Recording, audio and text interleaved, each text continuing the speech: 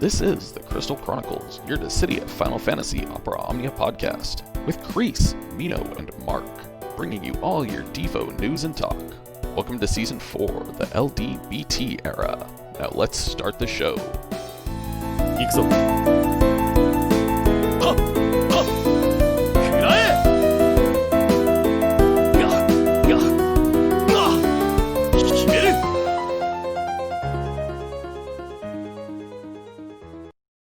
Hey everybody, welcome to episode 117 of the Crystal Chronicles.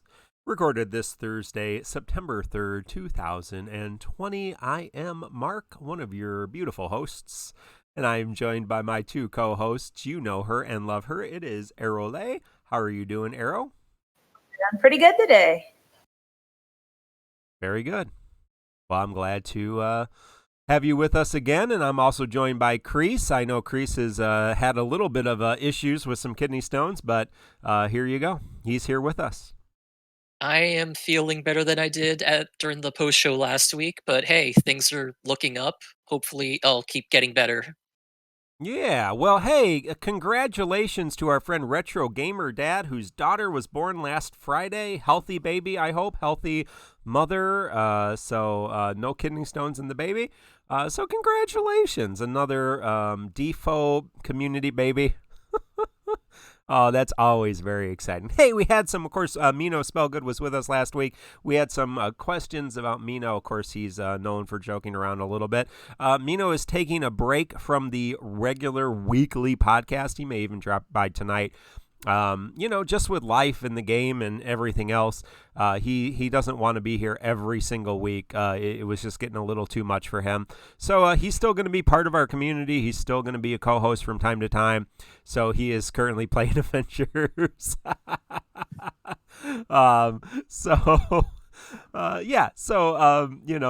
Nothing going on behind the scenes. We're always trying to be, open with you. Arrow is stepped in kind of for our third slot, and we're going to try to cycle in some of our friends for the fourth slot moving forward. So, if there's anybody you want to hear from, any of our friends and co-hosts, let us know, and we'll jump them in. Again, this is just an opportunity we have to hang out and talk Dissidia Final Fantasy Opera Omnia Defo. That's why we're here. That's what we love to do. And we have a lot of content to talk about today. So let's get on with the show.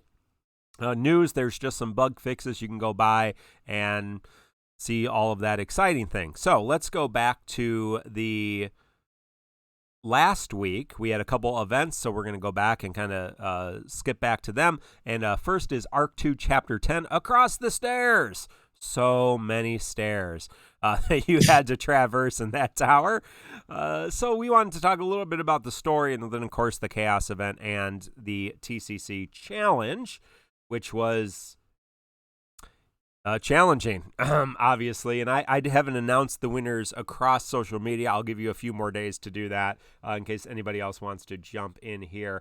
But let's talk story. So this was a Final Fantasy 12 themed event with our 12 themed chapter with spoilers. We're going to be talking spoilers, FYI. Skip ahead if you don't want to. Well, you can't if you're live, but if you're listening later, skip ahead. Follow the notes there.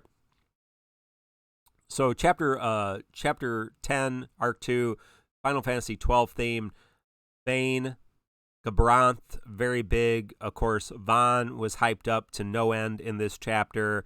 Lady Ashe, Bosch, very big parts. Penelo was there. Fran was there.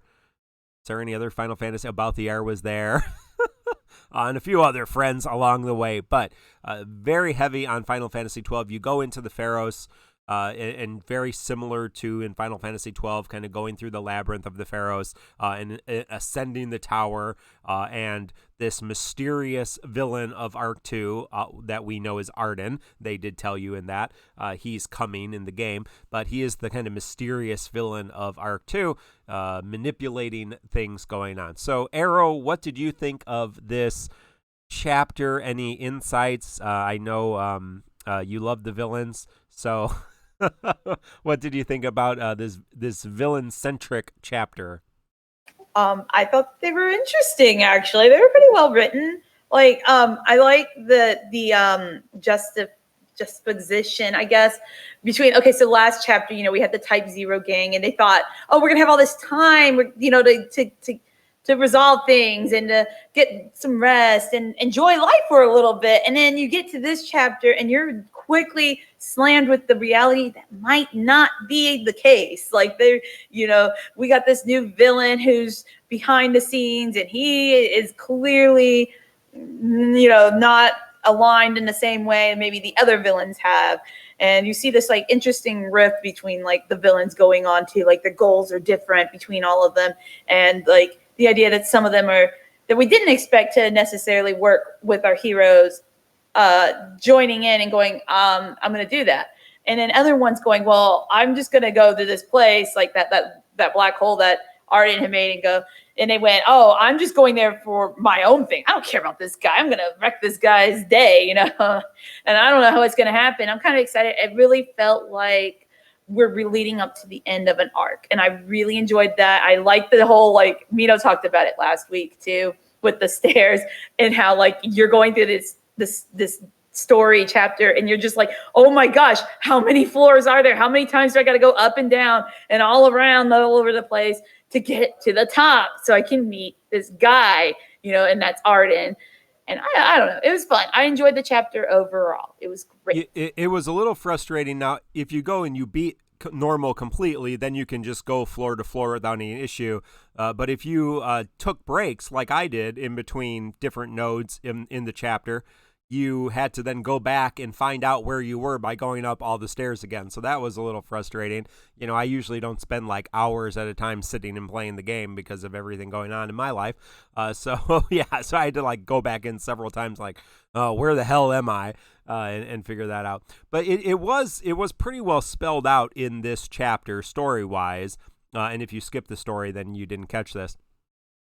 That the bad guy, Spiritus, he has locked all of the transformation powers of the villains in the Dark Crystal.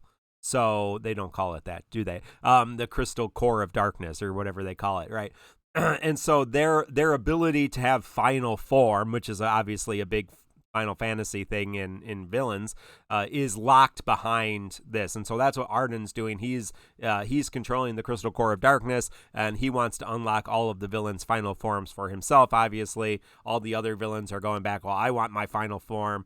And Vane's not so hot on it. So that was interesting. So, Kreese, any thoughts A little about... more nuance than that. It's more like he's using the final forms as a way to entice the other villains to work with him, is what I took across as that. Yeah, He's basically saying, here, if you come to me, I promise you will get these back. Almost. Yeah, I guess we don't quite know his motives yet, right? But yeah, they definitely we don't even know that he has them there, right? He could be lying.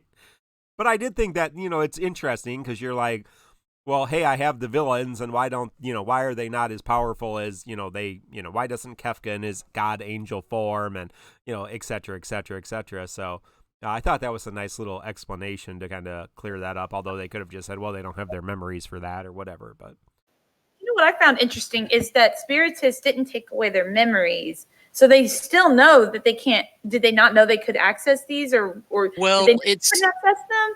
It's pretty clear that some of them are missing some of their memories because Vane doesn't remember that. Like, Vane wasn't really aware of how he died, and he talks about that a little bit during this chapter. Like, he was aware that he had died. He wasn't aware of how he died, and he wasn't aware of the final battle, and he wasn't aware of his final transformation. So that's what I find interesting. Spiritus said he didn't do anything to these characters, but he clearly lied. Like, doesn't Spiritus have something to answer for to the heroes? I wonder if they'll address this in the next chapter, which we will. I'm trying to remember. Was Jekt summoned by Materia or by Spiritus? I believe Jekt was summoned by Spiritus, and that's... But Jekt lost memories too. He didn't have all his memories. You know what? You're right. I think it's Materia in this game, because when you meet him in that chapter beforehand, I think Materia said, I summoned some warriors that are very strong and are meant to help you. And that was, Jiri and Chelinka, Lilithette, and Jekt. I think, at the time. And they all seem to have more memories than like the other previous heroes. So those three, I think, did not get memory wiped the same way like some of the other previous heroes in that arc had been. People in chat are still saying it's Jekt was still summoned by Spiritus, but Jekt definitely does not have all of his memories when he arrives, too. So Spiritus is definitely, he claims he doesn't mess with their memories, but he definitely does. He is definitely a jerk. Yes. Yeah, Jake is asking, why would Kuja go with him? Because Kuja has his burst and gets his final form, his transform. Well, Kuja doesn't have his burst yet before this arc ends, so I guess. Also, did Kuja? I don't remember seeing Kuja in that scene. Kuja was not in that scene. Who do you see? You see Kefka, you see Ultimisha, Sephiroth. you see Sephiroth. You don't see Emperor. You see Emperor. Yeah, you don't see Kuja. You don't Seymour. see Golbez. Oh, Seymour. You see Seymour. Yeah, no, you see Seymour, and that you see Seymour. X-Death does not appear either. X-Death does not appear. Cloud of Darkness does not appear. Cloud of Darkness, no. Some of the villains appear, some do not. Part of the talk, just kind of in the community, was, well, this is confirmation that Seymour is the character from Final Fantasy X that's going to get the burst weapon, not Jet, because Seymour was kind of highlighted as the villain here, which, I mean, all along I've thought Seymour, even though if you look on the poster behind me, right? If you look on the poster behind me, which is the Dissidia, the original Dissidia poster, just from Final Fantasy 1 through 10, Jet is the villain character right there. So in original Dissidia, of course, Jet takes the villain role, but we don't know, because in Japan, Jet or Seymour don't have one. But people are mentioning Caius doesn't show either, but he doesn't really fit the main villain role like a lot of the other villains, so don't know what's going to happen with him. Yeah, when do we get Evil Space Pope? Yeah, that's why we need a real Final Fantasy 13 villain. And Cid reigns. Yeah, Cid reigns when. It's clear that there's certain villains that are more keen on getting their final transformations back than others. Yes, no doubt. Anything else from the chapter? I liked it. I thought it was very interesting. New It ends enemies. on a big cliffhanger. It's like, well, now we know where it is. Time to go. Yeah. But new enemies, new backgrounds. I mean, I enjoyed it. Took some time, but that's fun. Yeah. Do I still hate Vaughn? That's a good question. Some call me Brian22. So part of the story was really hyping up Vaughn, like, oh, Vaughn's great. No, you really should like Vaughn. He really proved himself. He did all these great things after the game that you played that you never got to see. Believe us, it's really awesome. Yeah, I mean, I still kind of hate Vaughn, but I don't hate Vaughn like I hate Hope. I like the way they characterize Vaughn in this chapter. Yeah, no, I mean, he stepped up. I like that they finally gave him some scenes where he does look cool. He feels like he belongs as a main protag hero in this chapter, which is something I don't think I've really seen until now. Usually he's just played for comic relief, similar to how Bartz is kind of used.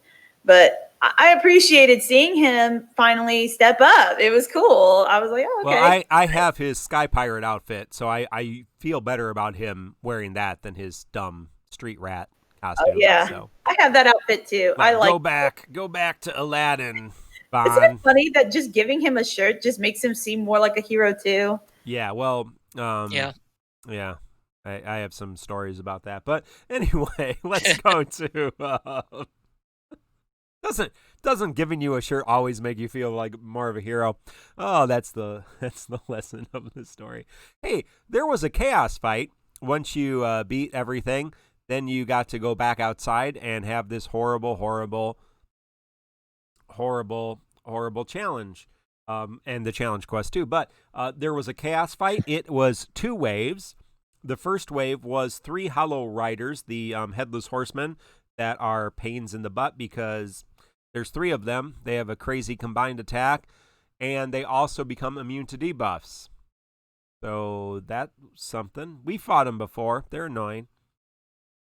And then They basically are immune to debuffs unless you take this really, really slow. They're immune to debuffs from 80% HP onwards, Yeah. is what I found.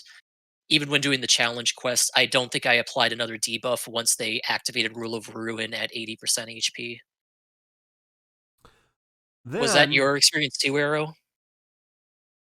I remember in the challenge quest not getting another debuff off, but I think I was slow enough in my other team I ran, my non-synergy team, that yes, I did wind up applying one more set of debuffs on somebody, but then it went away like another turn later. So yeah, you just might as well say you don't get to keep debuffs on anything here.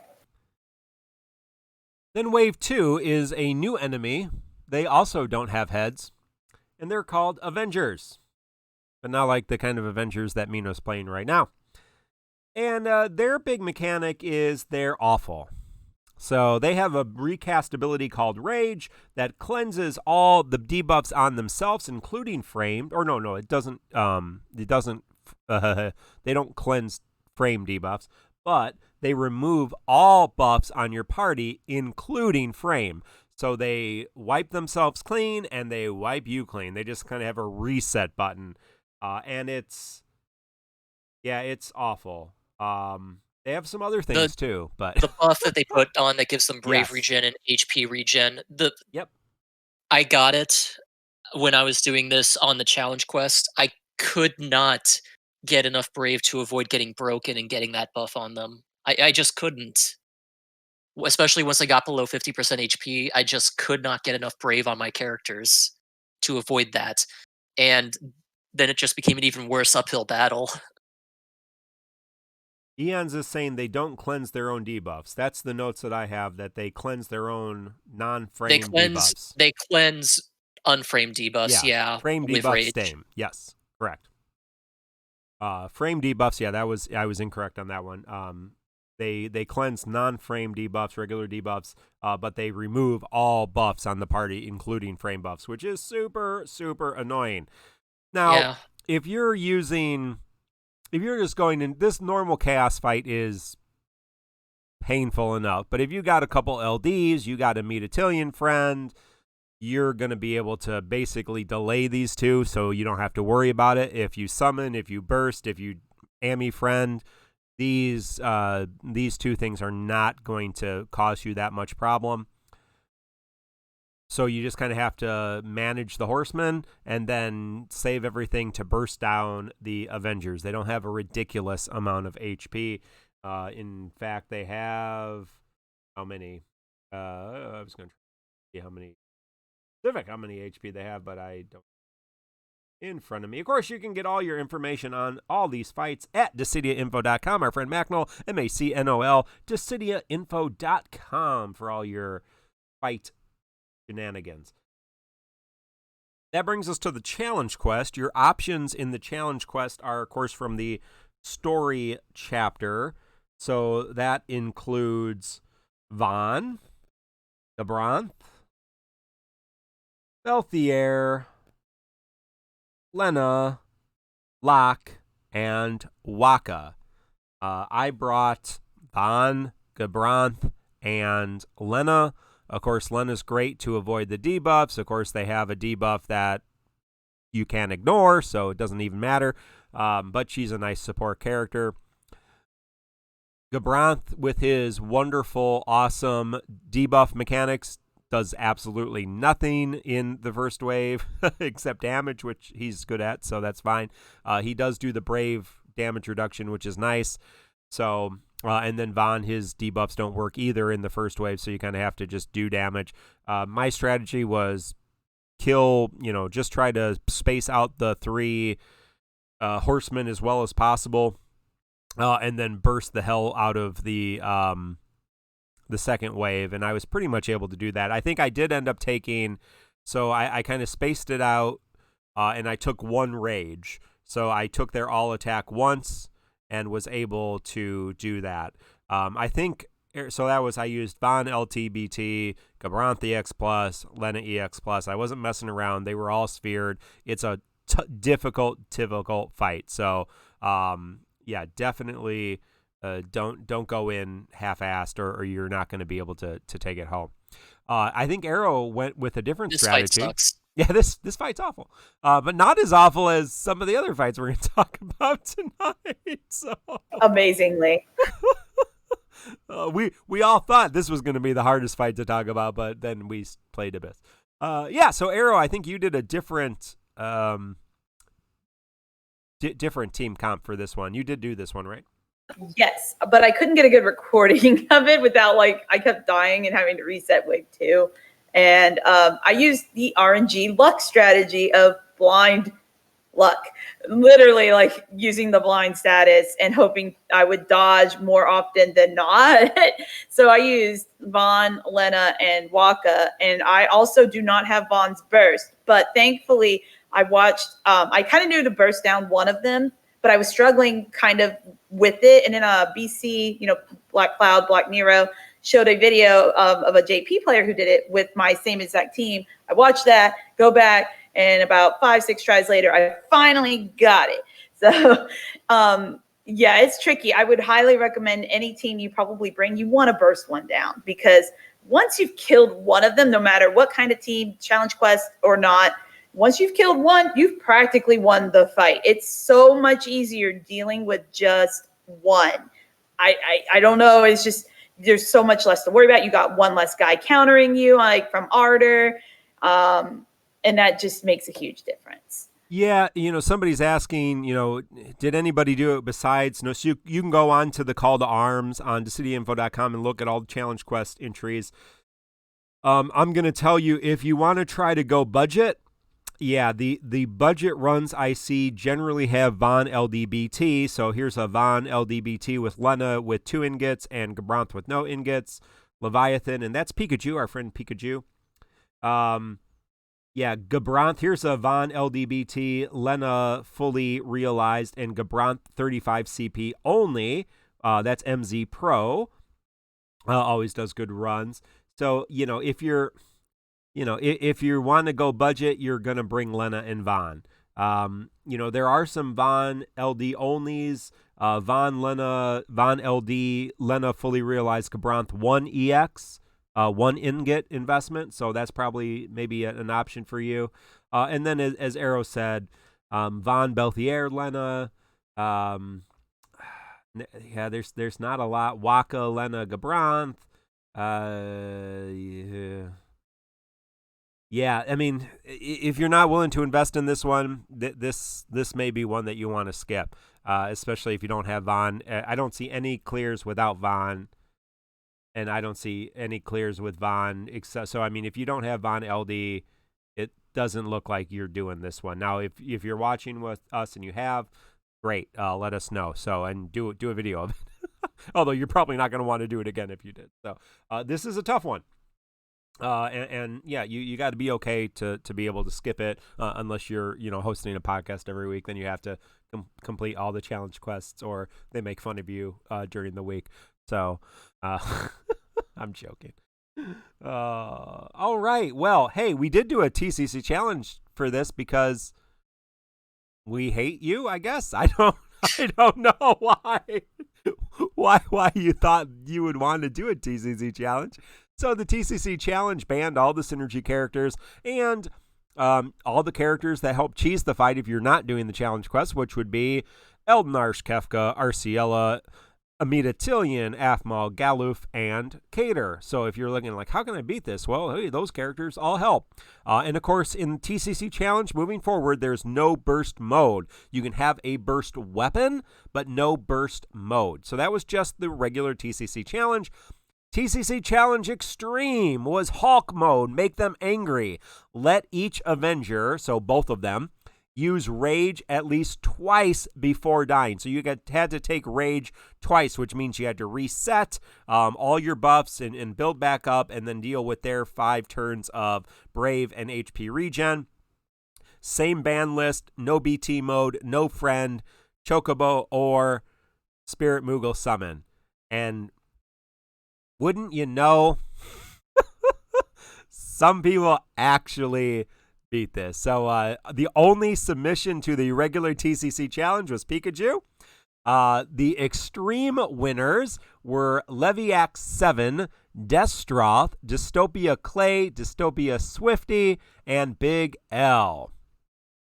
So congratulations to Leviax, Destroth, Clay, Swifty, Big L, and Pikachu for your TCC challenge. Maybe TCC challenges will be a little easier moving forward, but there was no way to make this not, easy. So you might be asking, how did they do it? Well, you can go to DecidiaInfo.com and figure it out. Trying to get Macno some clicks here. So yeah, you can see how he did it. It's fun. I think it's fun to go on and to watch some of these runs because these people are good players. They're interesting. They have it very well thought out, and so it's good to kind of see, okay, how do the big brain players approach content? What are they doing? How are they getting around the fights? And so it's fun. I mean, if you're gonna watch it, these are good people to watch. So you can always go on Decidia Info and down on the left side of the video list, there is TCC Challenge and TCC Challenge Extreme with all the links. It's not the pre-show, with all the links in there. So good luck. Again, if you're having trouble, come on our Discord. There's links to our Discord, tccpodcast.com or at FFTCC Podcast. You can get links to our Discord, and I could do that in the chat at some point if I ever have time to mess with Streamlabs and get the bots working. But it's not in there, so don't do it. But yeah, and there's plenty of people. We have a help channel in our Discord. Plenty of people who are willing to help you. But there's plenty of different options, especially if you're not going for the challenge quest. Again, with the challenge quests, there's not a lot of options. It's really pull or skip in a sense. And this one, there's not a lot of budget on this one. So, yeah, that's for sure. All right, well, that brings us to, I got to get to my microphone here because people are saying when I'm away from my microphone, it's hard to hear me. That brings us to the lost chapter that I haven't even started because I spent all my free time today on Abyss. And that is Machina's lost chapter, Keeper of the Faith. I assume it features Machina as a character. I'm not really sure story-wise how his lost chapter happens after the last regular chapter with him and Ace. So is this out of order? There's a reason Square puts that disclaimer that says don't worry about where these characters fit anymore. Yeah, it doesn't fit well in the story timeline. So it happened a little bit before. But this brought us Cid from Final Fantasy VII. That's Cid. His rework in EX Realization, and I certainly purpled him. That's why the hell not? Because I didn't get Machina's LD, so that's why. So, Kreese, do you want to bring us through what Cid got? Cid got a pretty sizable rework along with his EX Realization. So, couple things. What he got was more ability uses in general. All the nice things such as more overflow, more brave hits. So hyper jump, I'm going to go through how his kit works because I don't think a lot of people remember it, and things have changed enough that I think it's just nice to refresh everyone. So the way Cid works is that he's a ranged attacker. He takes 2 buff slots on himself. He's all wind damage. Everything he does is wind except for his EX ability, so keep that in mind. Things he does. His first skill, hyper jump, is AoE brave hits, single target HP attack. Important nuance here. He regains brave afterwards now based on HP damage dealt. His two buffs that he gets, he starts with them if you fully realize him. They last 7 turns, which is, I think they were 5 turns before, right, Arrow? Or were they 7 turns after he got his first rework? It was 6 turns, I 6 believe, turns. before. So, he gets a little more time now, which is nice. I can't remember exactly. However, his skill, I'll get to his Brave Plus and HP Plus because they've gotten some nice changes too now. His skill 2 is still single target. It now has HP splash damage on it, which is nice. It still has the single buff dispel, so he is a nice clutch dispel for those specific situations, but he's not going to be a big dispeller like Vanille or like Ferris is. Big changes, however. His Brave Plus and HP Plus are much better than they used to be. His Brave Plus is Boost Jump. It is now an AoE Brave plus single target HP attack. He gains Brave back based on HP damage dealt, and it extends his Lancer buff by 2 turns. His HP plus is now a single target Brave plus HP attack that deals HP damage. HP splash damage. It heals him up to 50% of HP damage dealt, max 25% of his HP, 25% of his max HP, and extends Dragoon up to 2 turns.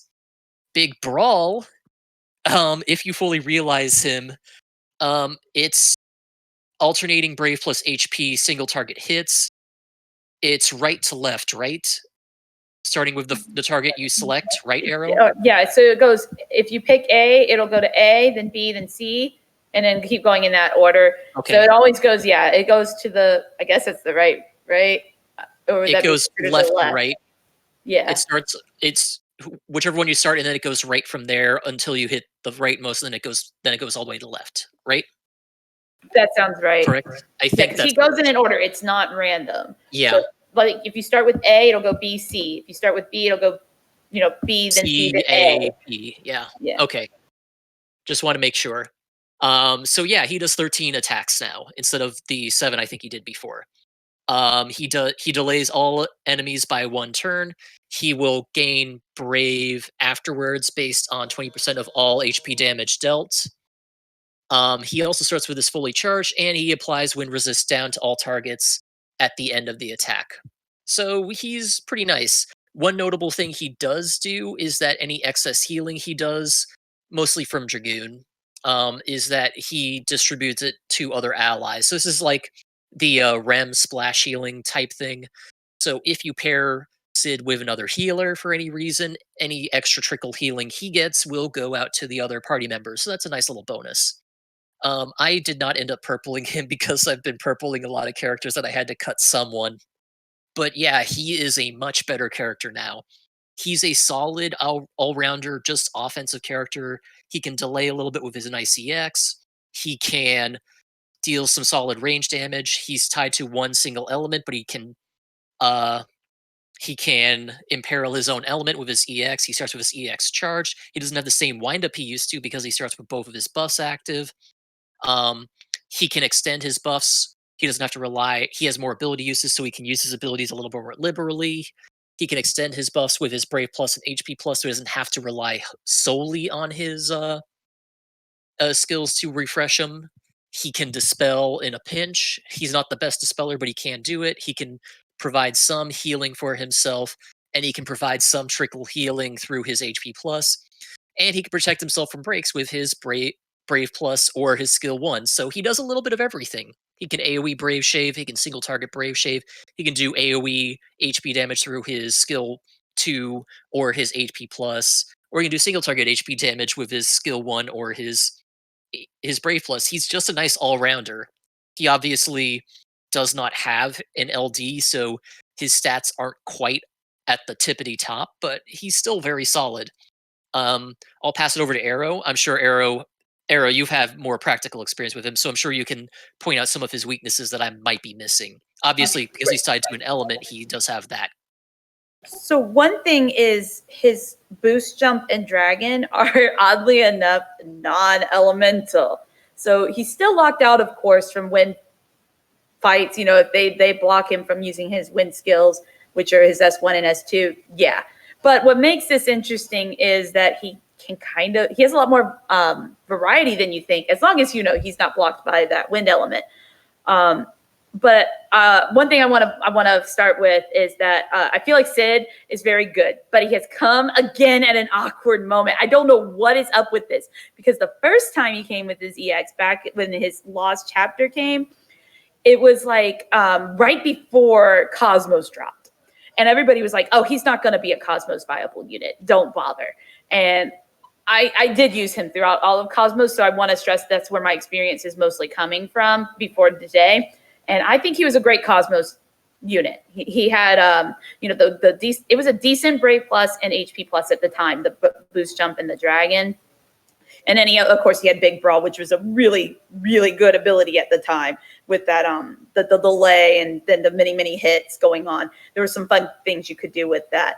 But he's come again, and now there's LD weapons, and he's come on a banner with Machina, and that's an amazing unit. We'll get to him, but then there's also Noctis and Arden coming very, very soon, which are units a lot of people are very excited for. There's a lot of FF15 fans. I didn't realize, but there's a lot. And also there is a lot of hype surrounding these units because people have seen videos in the next tier difficulty with Noctis and Arden. So there's just all this stuff going on. So why should you still think about using Cid? Well, this month, we have Abyss, and Abyss has a lot of things where they want you to use blue crystal characters.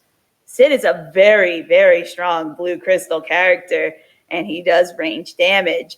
That's all he has. He does. So if that's something that interests you, and you need another blue crystal unit right now, he is very good for that. If you just need units for Entropy, he's a very good, in a sense, budget unit if you happen to pull his EX while going for Machina, because you can just slot him probably into almost any of the tower tiers that don't resist wind and don't resist range. So there's that.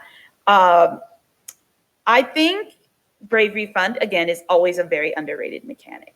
So I think this makes it very powerful, but he will only be powerful for the rest of this Chaos era. With that said, I think he's very easy to slot into teams.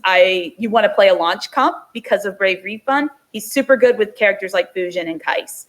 You slap him in a team, and he can also get high turn rates off of Boost Jump and Dragon. So you can kind of help him be included into a launch.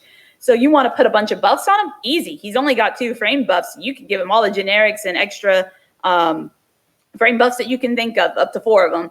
And you can still play him with enchanters, oddly enough, because of the Boost Jump and Dragon and Big Brawl all being non-elemental and only enchantable through his AA on his own. So that's kind of my main thoughts. I'm going to pass it over to you guys since I've been talking for a bit. Yeah, I think Wadabu asked if Cid was so good, why hasn't there been any Cid clears on Abyss Part 7, Stratum 3 Part 7? Well, hey, it's only been out for less than 24 hours. Give it some time. We'll see if there's some Cid. Yeah. Probably because there's blue Dagger users that are both pretty viable. And, RNA and other things. But hey, give them some things. Yeah, I said Eon's the Discord is not in the bot like that. So, but yeah, I like Cid. You see him. He's on my screen. He's purple. He pairs really well with Vaughn. Actually, when he does his EX when Vaughn has his burst effect. Vaughn's first burst effect means that your Brave can never go below 20. So he basically does double damage, depending on how you're statting him. Generally speaking, he does double damage when he is doing his EX after Vaughn's burst effect takes effect.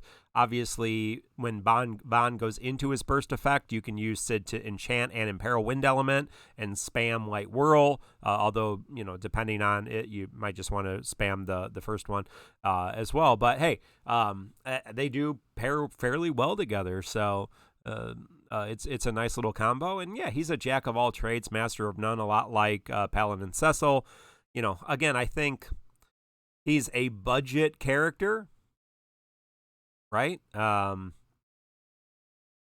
Just like Gabranth. I mean, Gabranth's probably a little bit stronger because he does some really cool things, but he doesn't have an LD, so you don't have to pull for it. Maybe you already had Cid's EX if you like Cid, if you're a big Final Fantasy VII fan. So, yeah.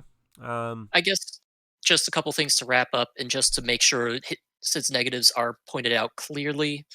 Don't rely on his jack of all trades nature. He does not heal very well. He can provide enough healing for himself to keep himself alive, but he won't be providing healing to the party, especially unless it's very small amounts of healing. If the boss is going to be frequently buffing themselves with a bunch of buffs, Cid cannot dispel those at any decent speed. He has 4 brave hits for his skills, 3 brave hits for his brave plus and HP plus. So outside of his EX, he's not hitting a lot. He'll need a source of brave regen or a battery to really take advantage of hitting hard or dealing a lot of HP damage. So I think those are the important points to make with Cid. For negatives, he's a good character, but he is not amazing. So, Cid is a great character to invest in if you don't want to invest in Machina and you want to do all the challenge quests. I think that's pretty much... if you don't care about Machina or you didn't get his LD, I think Cid is a better option for the challenge quest than Machina is. And I'm looking at the challenge quest right now to tell you that is true. So, yeah. I do want to wrap up. I think Cid is a bit of a luxury unit because, you know, we have all these other characters coming out that we know are coming. And a lot of people are very low on ingots. Hi, Mark. And if you are tight on ingots and you have plenty of blue crystal characters for Abyss that are very strong, you can probably pass on him. But these next 2 months, he will be a wonderful unit until we hit Lufania. So it is something I want to point out. I think he's great. I really have been enjoying him. He's a very easy unit to play, but he also allows for, I guess, some higher tier play, especially once you start to abuse his boost jump and dragon's higher turn rate than his base skills. So there's some fun interplay you can use with that. But yeah, at the end of the day, he's a bit of a luxury. I'm glad I'm able to afford it, but I understand if a lot of players may not be able to. Don't pull on this banner if you don't want anything on this banner. You just don't have to feel bad if you want him and you're going to use him, right? That's how we play. A luxury as in, like, you know, a character that you're just purpling for fun. That's like a luxury. You don't need it, but you want to do it anyway. That's why my Cid's purple. All right. Well, Machina also gets some things, like an LD. You want to talk about Machina got an LD. what his LD does? Sure. It's nice. So Machina's LD ability is called Stunning Slash. If you fully limit break it, he gets 4 uses of it. It's an instant turn rate ability.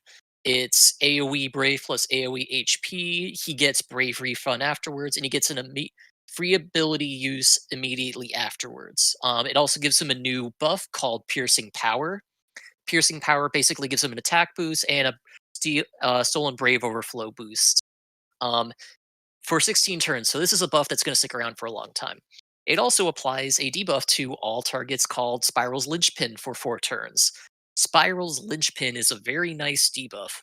It does 2 things: speed down, and also makes it so that whenever Machina attacks the target, he triggers a follow-up attack, which is an AoE Brave plus AoE HP attack that has overflow and deals split HP damage. And then after the AoE Brave plus AoE HP attack, he gets Brave gain based on the HP damage total dealt.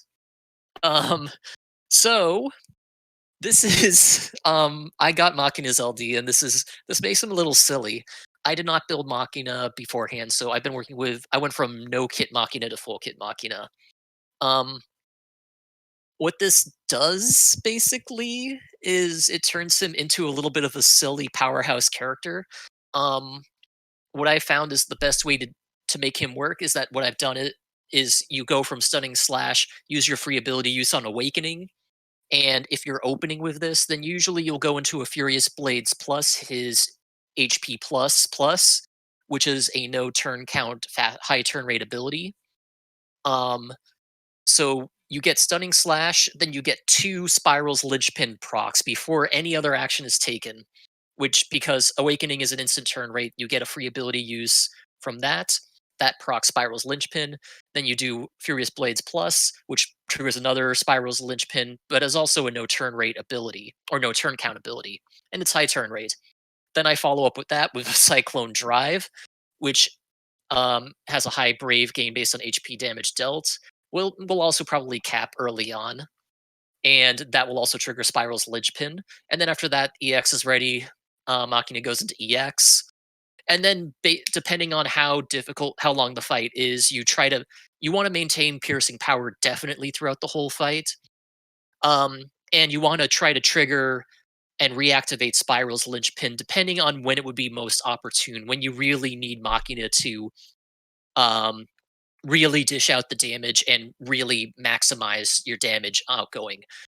This LD is pretty strong. Having 4 ability uses of it is really nice. It means that Machina, if you can time it correctly, and because Machina has some instant turn rate abilities with Awakening, he can really take advantage of that Spiral's linchpin when he needs to get a lot of uh, actions out of it. And he has high turn rate on his HP plus and Brave plus to activate it even more.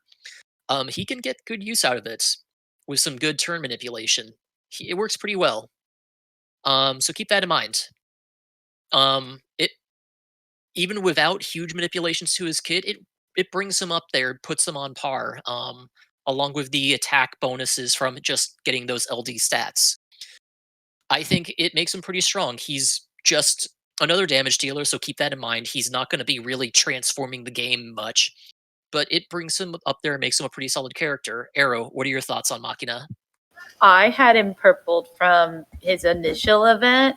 So, because I needed a damage dealer really bad during the second month of Chaos, because I had Titus as my main one for month 1. We're not going to talk about month 1 of Chaos, but I liked him a lot.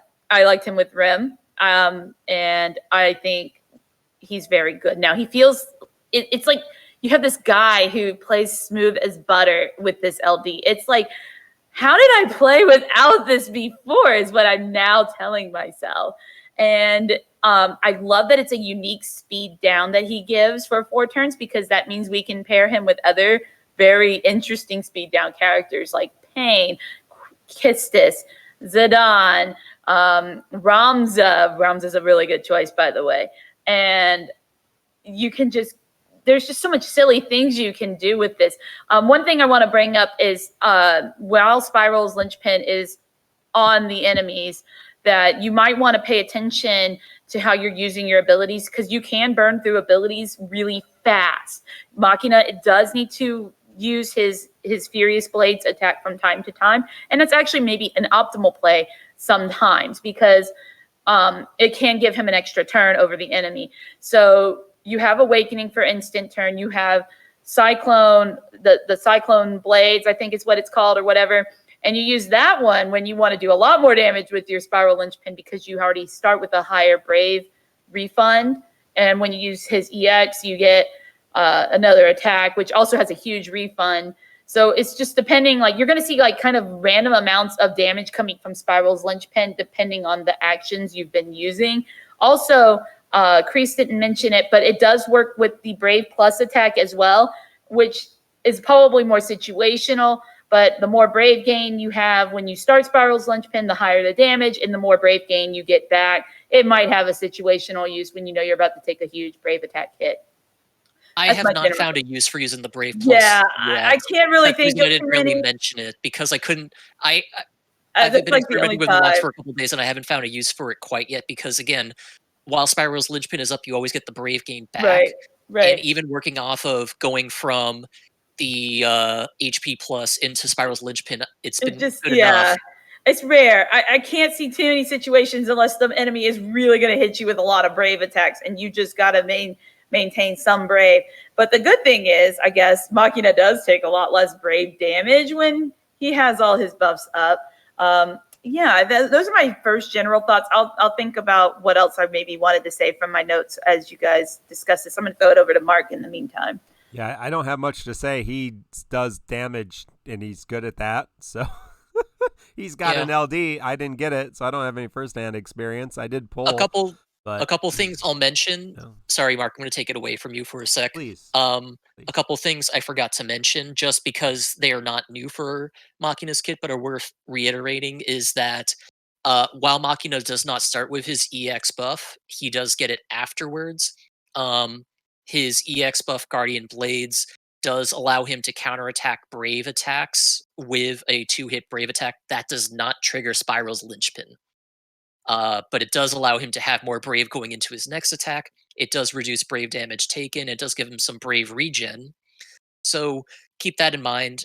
You do want to make sure you get his EX up, his EX buff up as soon as possible. His EX does recharge pretty fast. It helps him to maintain his ability uses. What I found is that you want to make sure you're maximizing your awakening uses as much as possible. I think, and Arrow, you can tell me if you agree with this.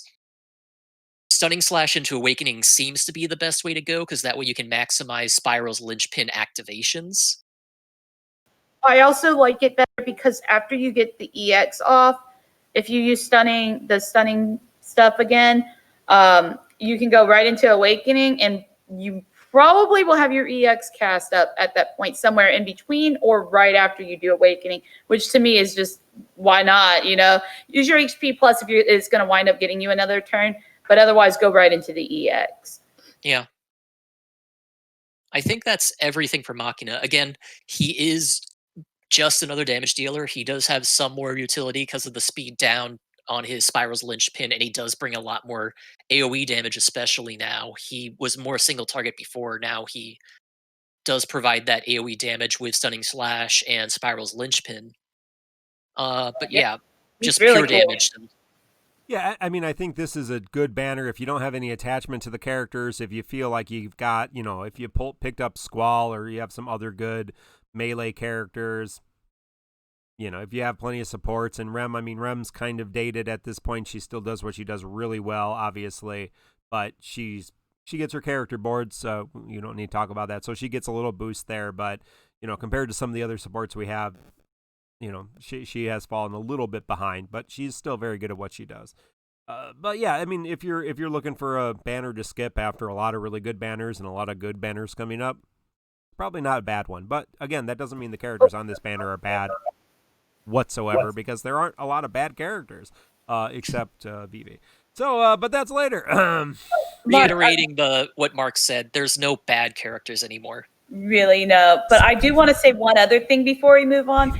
If you want Machina now, or you think you might want him later, he comes back with Ramza later. And they reintroduced what they call LD boards, which we talked about, I think, last week. Right, Mark? Yeah. Yes, maybe. Okay. And with that, he is one of the first 2 characters to receive those boards. If you want Machina, and you also want Ramza, getting Machina here means you can pull straight away for Ramza's LD and Burst together. You don't have to pull 2 different banners. So just something else to think about if you're a bit of a planner.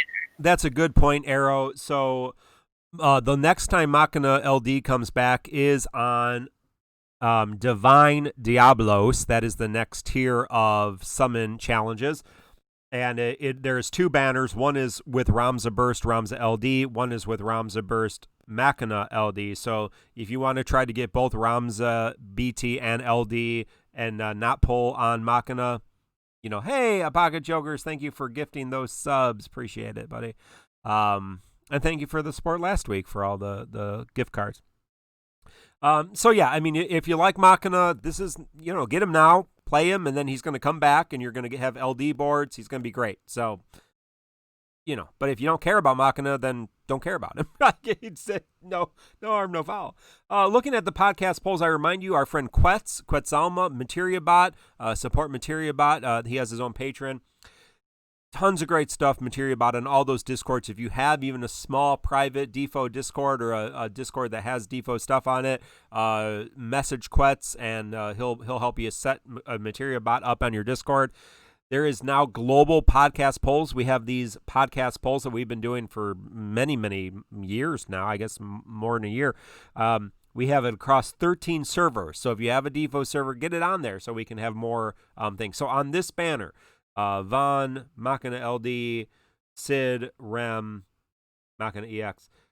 6 people wanted to pity Von's BT on this banner. 25 pitying Machina's LD. 13 going gems, 171 tickets, 161 skip. So I know there's fans out there of Machina, or maybe people got Von and we're waiting for this to try again. So, hey, he's a great character, and he's going to come back again, and you can use his LD on the LD summons too. So not bad. And yeah, Cid and Rem, if you don't have them, they're nice pickups. Good throw on entropy or whatever.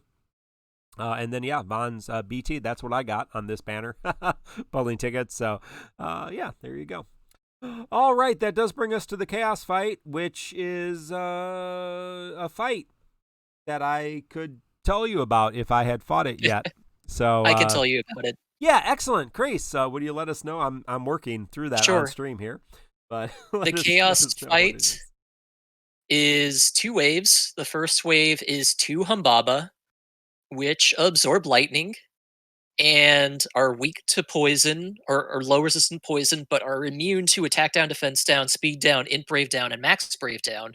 And other than that, they're just your basic Humbaba enemies, which means they do a variety of different attacks. They're not too threatening. They're basically a warm-up.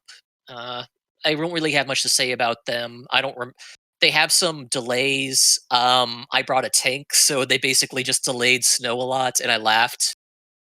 That was fun. Second wave, however, is the Merilith Tempest, which is Machina's boss.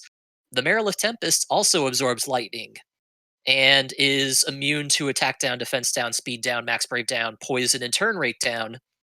So immune to a lot of generic debuffs. Be careful of that.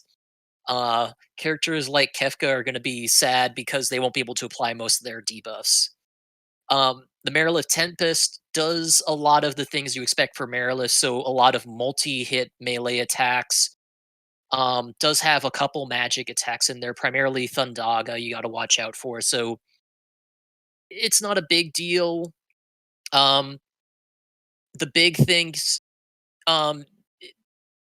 for the Merilith Tempest that I can recall off the top of my head is that every once in a while it will use some surprise attacks. So Ballet Omega is a single target melee plus HP, melee brave plus HP attack, which it can do out of break while in break actually. So be careful on that. It does have an AoE magic brave plus HP attack AoE. It can inflict physical resist down and lightning and thunder resist down. As well. So those are a couple things to watch out for. It's not too threatening from what I recall. Again, I kind of just put Snow there and he laughed it all off and we all had a good old time because it wasn't really too threatening. I even brought Alphino, and despite Alphino not being able to apply any of his debuffs, he still had a good old time there, just keeping everyone alive with his piddly little healing. So this isn't a particularly threatening fight, all things considered. As long as you know what you're going into, most tanks will trivialize the fight. If you're not bringing a tank, you just got to be ready for the potential damage that can come out all of a sudden from the Merilith, especially once you get debuffed. That's the big threat for this. Just watch for what the Meriliths are targeting, sorry, and make sure you're ready for it. Because otherwise you can get broken and suddenly have a lot of brave to deal with. Arrow, do you have anything to add to that? Yeah, Tempest Bolt is I hate that skill. So that's going to be the main thing. So when you see that all attack, there's 2 things. It's either that Flash of Steel, which, yeah, that's annoying, but it doesn't generally do as much damage. And then Tempest Bolt. If they decide to do Tempest Bolt, both of them back to back, and you get broken somewhere in there, you most likely have a dead teammate. So just something to keep in mind. And I feel like these bosses, if you're not using any cheese, they're really fast. Like I always found that really obnoxious, even in the initial release of this event. And they're really fast here again, and they have a lot of health. You have 100 turns. Those 100 turns go so fast. I don't know. When I did my non-synergy run, I just was like, "Oh my god, how did I get to turn 90 and now only win it?" I don't know. You just that's about it. I mean, you could probably still use a lot of the same cheese that you've been using, but Amidatelion might not be your best choice of a friend unit here because the enemies are just so fast in wave 2. You're oftentimes going to see the boss get a turn, then maybe one of your guys, and then you're going to see the boss getting 2 turns, like both of them getting a turn, and then you're going to have another guy go. And I don't know, that's just like, it just makes me really nervous sometimes in certain fights when I see the boss doing things like that, especially when I know how dangerous Tempest Bolt is in this fight. Yeah, this really, Machina's new framed debuff, which slows down enemies. Leviathan helps here, is what I found, to help slow them down a little bit. Characters that can apply unique forms of speed down help. Yeah, Things to help keep them manageable. Hope Starter said friend Eald'narche on the last wave can help shut them down for sure. So yeah, common strategies still work. But what about the challenge quest? I think I went through and looking at the Machina LD is really good for this. I believe Rem's really good for this too, right? Yeah, almost every. Oh, yeah. I'm not sure I see a challenge quest complete without Rem. Let me look. I'm on DecityInfo.com. That's our friend Max. She's the healer. I mean, Yeah, I think I said it with okay, Cid. no, there's He's one. doesn't provide enough healing. Hold on. There's one. There is one non-Rem run in the DB so far, or in the DecityInfo.com so far, and that is. Hold on a second. I got to go find it again. It was Machina LD, Cid, Von LD with Leviathan, and that was Some Call Me Brian. Our friend Some Call Me Brian, 22. So good job, Brian. He did not bring Rem. So Machina LD, Cid fully realized, and Von fully realized with LD Leviathan. But yeah, pretty much everybody's using Rem. There are some just realized Rem runs. There are some fairly low investment. You definitely don't need Von's burst for this. There is a no Von run with Machina, Cid, and Rem. Of course, they are fully realized. So the more you realize your characters, the easier it gets, obviously. But you can do it without Machina for sure. You can do it without Von for sure, but you only have 4 options. So yeah, you can't do it without either of them. The upside is that I think Rem works the best out of Rem's a budgety character for this, right? There's quite a few runs with Machina EX plus 0 with his LD. So they have the EX plus realized and the LD. So his LD is really good, right? His LD is really good, and is a lot of the rework. So his LD is much more important than his EX fully realized. So if you don't have the ingots to spare and you did get his LD, obviously I think if you have an LD, you're going to want to use that character. But if you luck sacked it, then you can potentially just go with it realized. There are several runs. But yeah, if you have Von, BT, LD, and Machina fully realized, then it should be fairly easy. Yeah, so I think probably the best team to use is fully realized LDBT Von, fully realized LD Machina, fully realized Rem. You should not have a problem. I think I see a 55 Valorous RG. That was Von, Machina, Rem, just like I said it, with brothers, 55 turns. So that is definitely the easiest way to go about this. But coming off the story chapter chaos, this should be a walk in the park if you have the characters. Yes. Thank God. It should be not the hardest. So yeah. Should not be the hardest.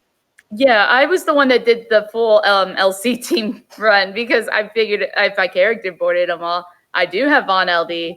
But I really wanted to enjoy my new buddy Cid. I wanted to play with the character boards on Rem. It was very fun, and I think that this challenge quest is much easier if you do happen to have the characters. I believe we had somebody in the Discord, I think it was Shiro, who used Machina without the EX but had the LD and managed to win this fight as well for the challenge quest. Well, again, so, right, Machina didn't get a rework, so I mean his LD is very heavy in terms of what it brings, and bringing that special buff and extra damage is it's a big deal. So for sure. But yeah, so Arrow brought Machina, fully realized LD, Rem, and Cid. There you go. In 62 turns with Leviathan. Good job, Arrow. All right. Well, good luck to all of you. Again, if you need help, decityinfo.com. If you want to learn more about those characters, tomberrytroop.com. There you can find the beautiful infographics for Cid and Machina to learn more about them. And notes, Inkwelder always puts a lot of nice notes in there. And if you need more help, you can come on to our Discord. There. We do not have a TCC challenge for this yet, correct, Kreese? We're still waiting on it? It's being finalized. Okay. We should have it soon. Yep. Macnol, I think, is getting the images together as we speak.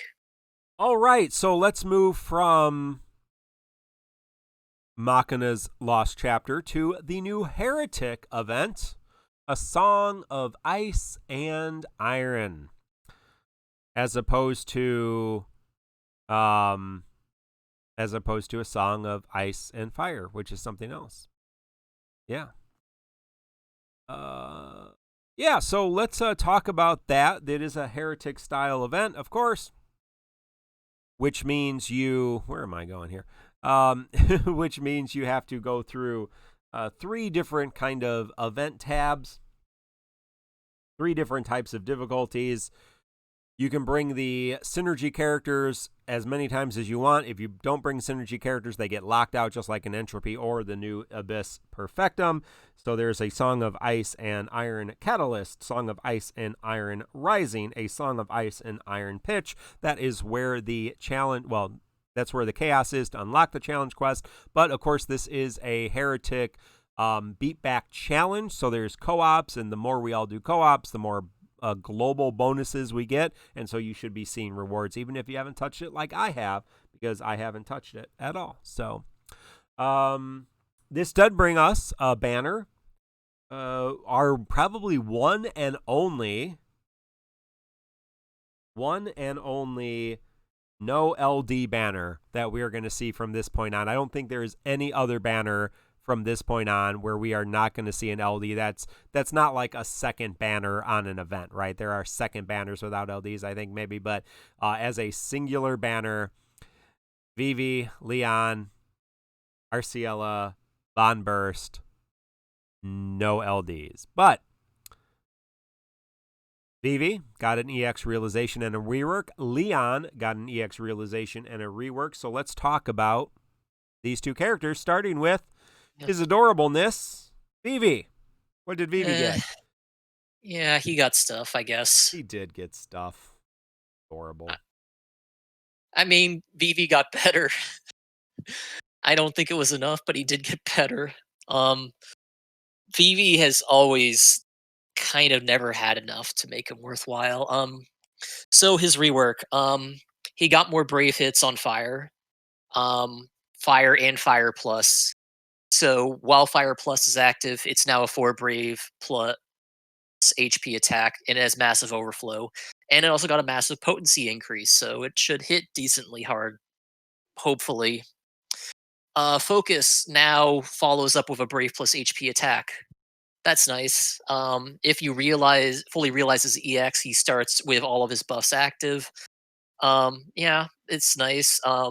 His EX charges faster. He starts with it fully charged.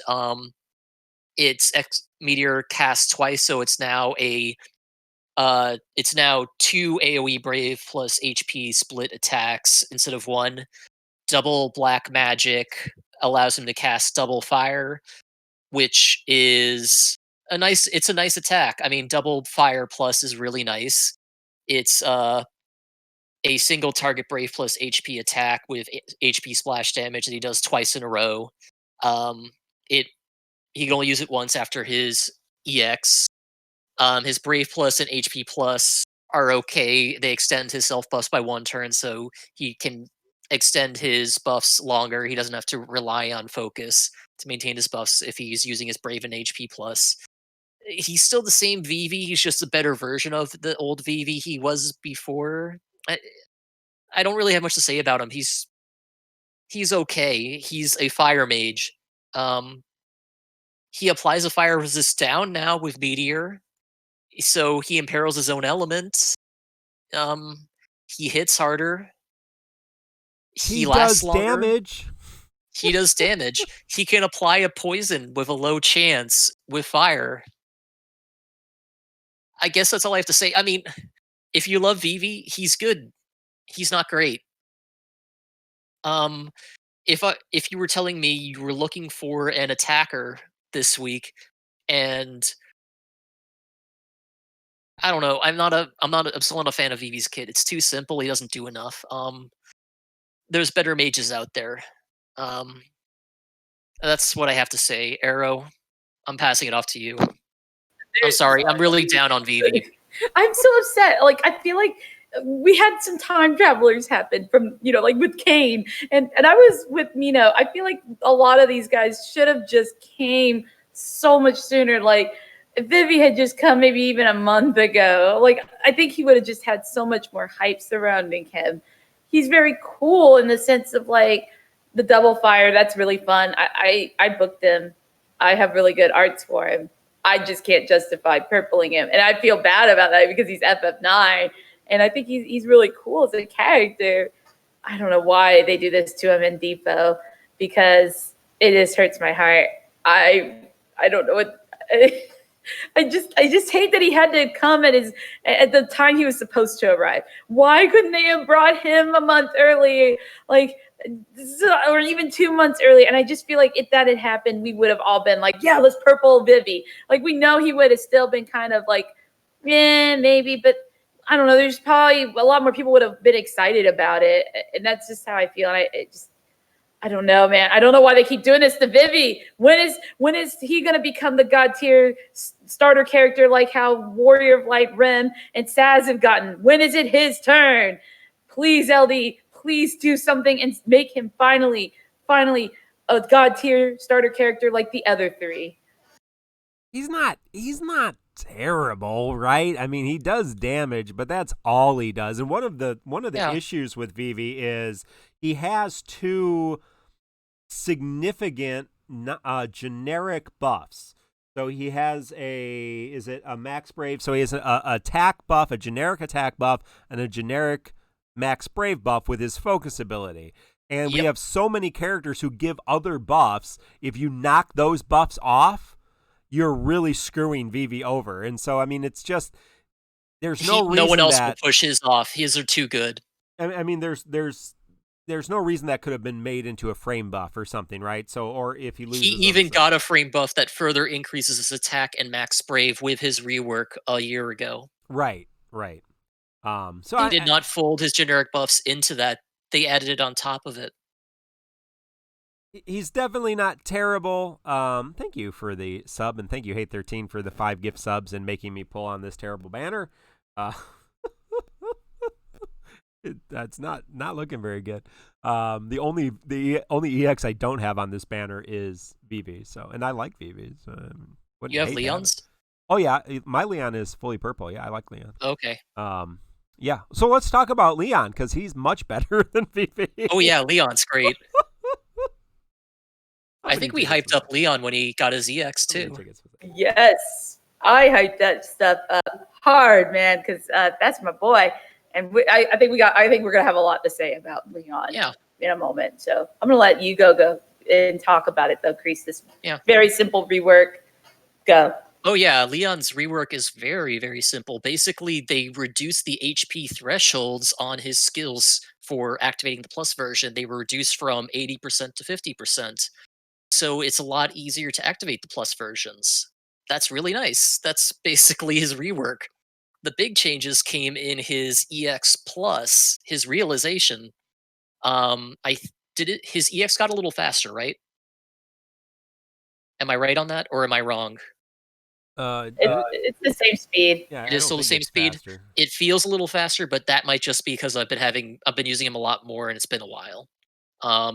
So big things have changed.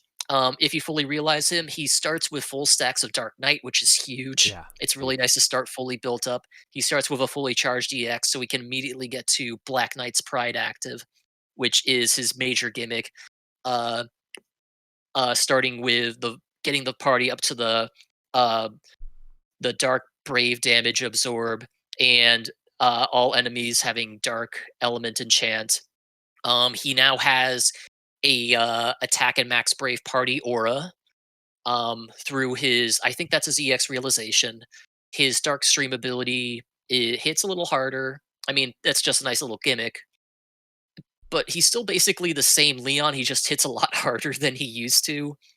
Um, and he just has a much faster windup because from turn one, he's doing everything that you usually had to wait 3 or 4 turns, maybe even 4 turns. Yeah, up to 4 turns to get him off the ground to do before. And it's really nice. Oh yeah, he has more ability uses. I think he gained two ability uses total. So yeah, he just has a little bit more sustainability all around. He just is better. Um, and that's really nice. Um, it's he didn't really need a lot because he was a good character even going into the Chaos era. I used him for early Chaos fights in a couple cases just because his gimmick is so strong. He puts up Black Knight's Pride, and as long as the enemy isn't doing elemental damage to begin with, he shuts them down.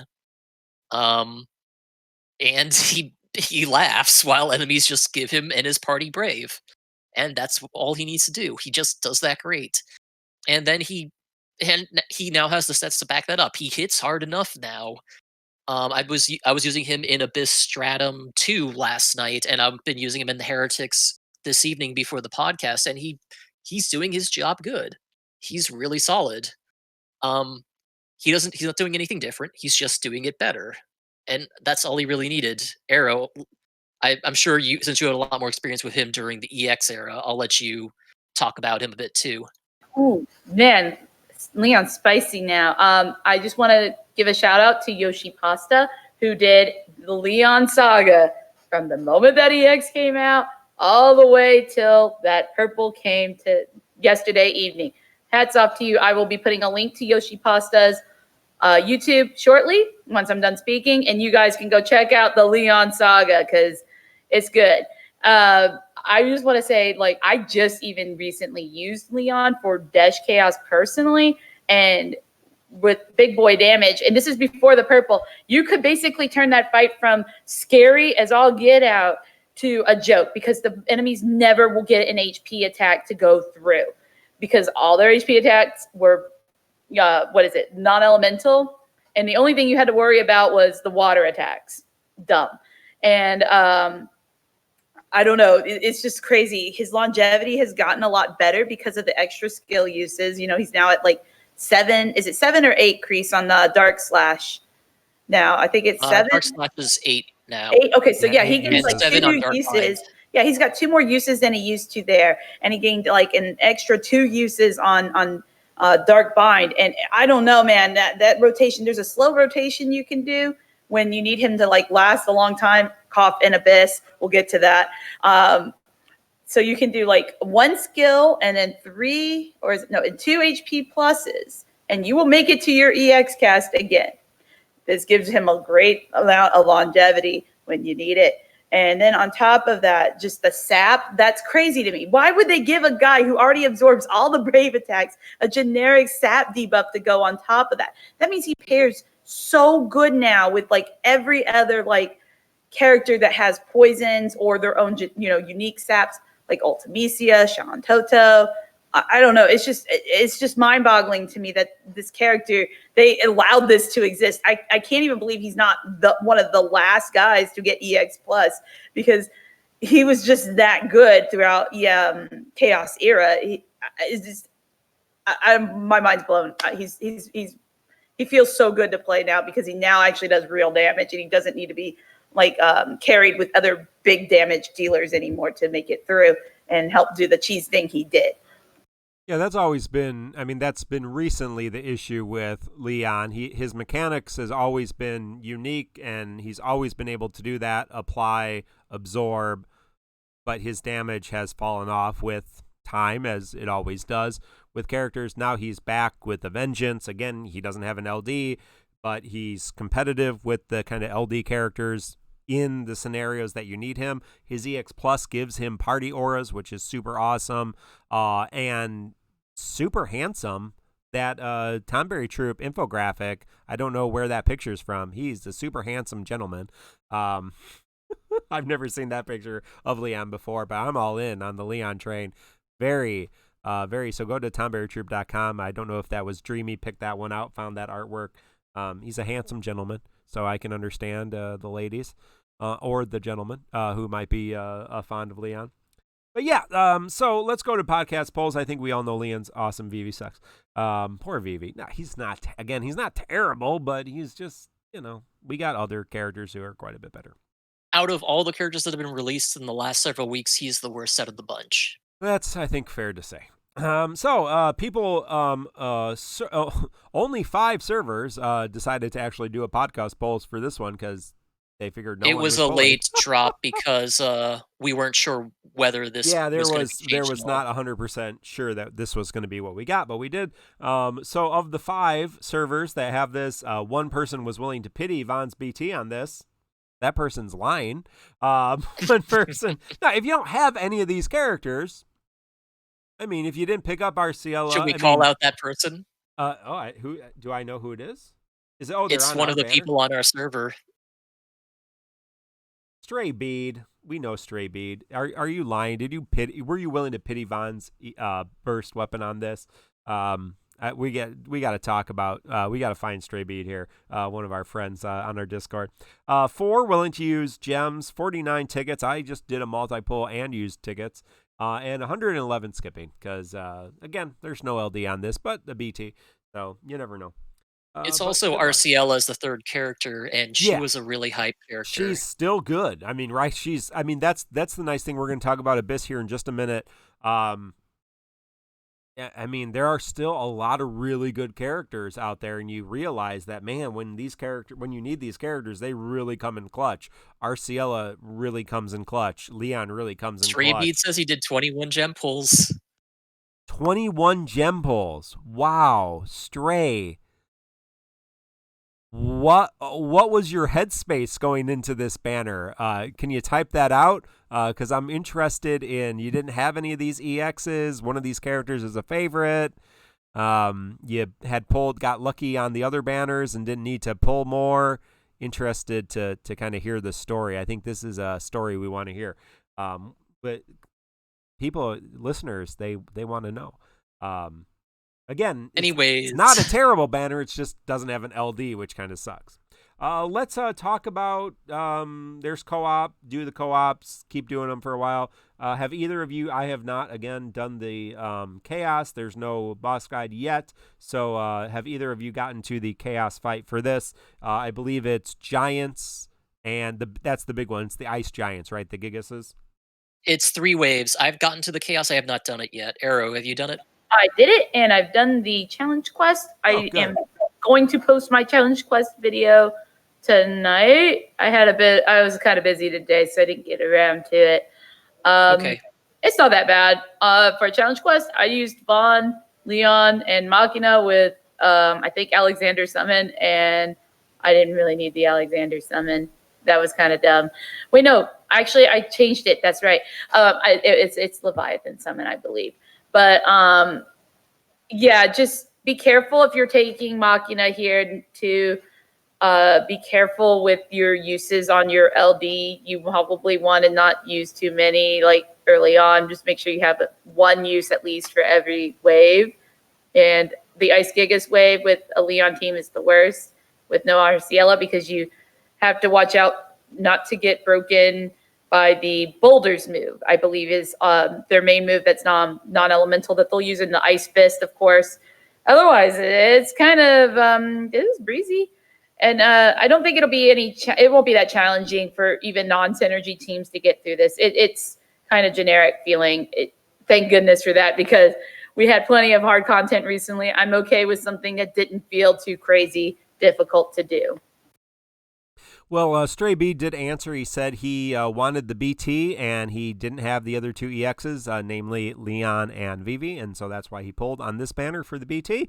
There you go. So I'm sorry you had to pull 21 times on this banner. Hopefully you got some Power Stones, and you did get Von's EX and or Von's Burst. And buddy, I know how it feels to pity those burst weapons. So it's not the best, but hey. At least you have it, and they are good, and Von's Burst is a lot of fun. So I will say that. So, and Leon's great, and Vivi's character that we have. Again, he's not a character that has been in the terrible. game since the beginning. Not terrible. He's not terrible. All right, so keep at it. Again, you'll get Magnus Call to Arms up. And we're going to do a TCC challenge at some point, maybe for that.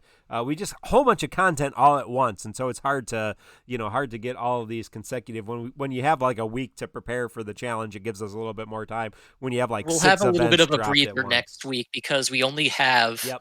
and I'm saying this as we only have a summon board grind and only have another Dimensions and Entropy tier to deal with next week. We only have a new character to talk about, a new burst. So, hey, the thing that we definitely want to talk about is Abyss Perfectum. We've had now all 3 Stratums of Abyss Perfectum that we're going to get here this month.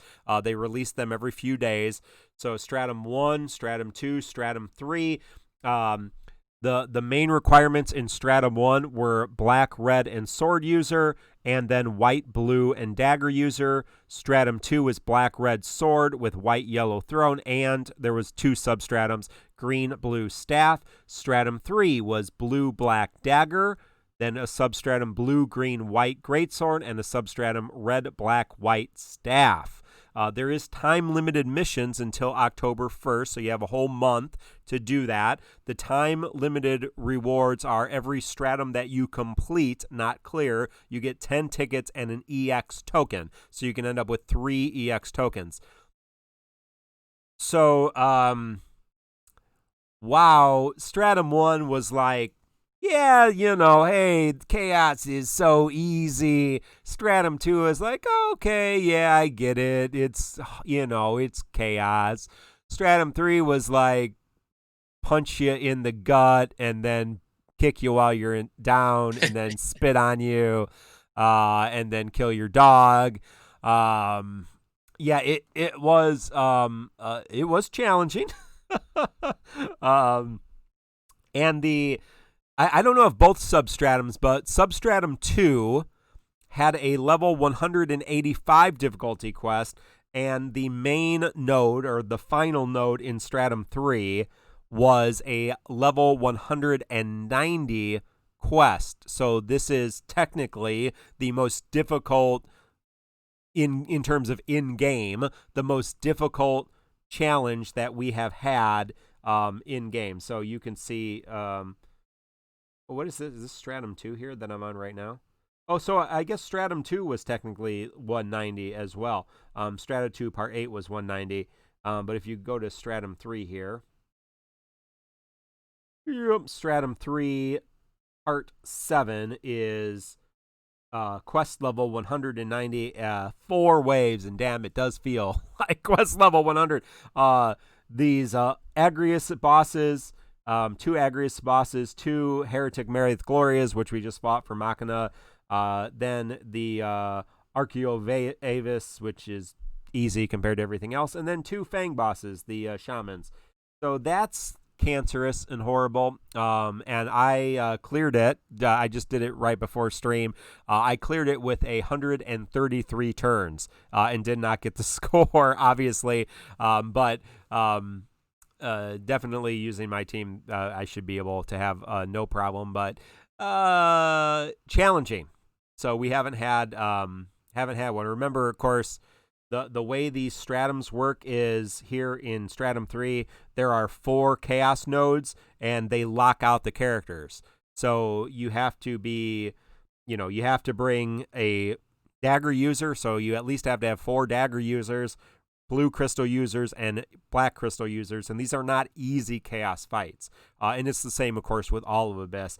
Then you have to go into the substratums, and they're not particularly easy, and then you go back to unlock this main final thing. So, but there's tons of good rewards. This is permanent content besides those temporary rewards, which you have a month for. So, you don't have to stress it. It's been, it's not been even 24 hours. It's been just 24 hours.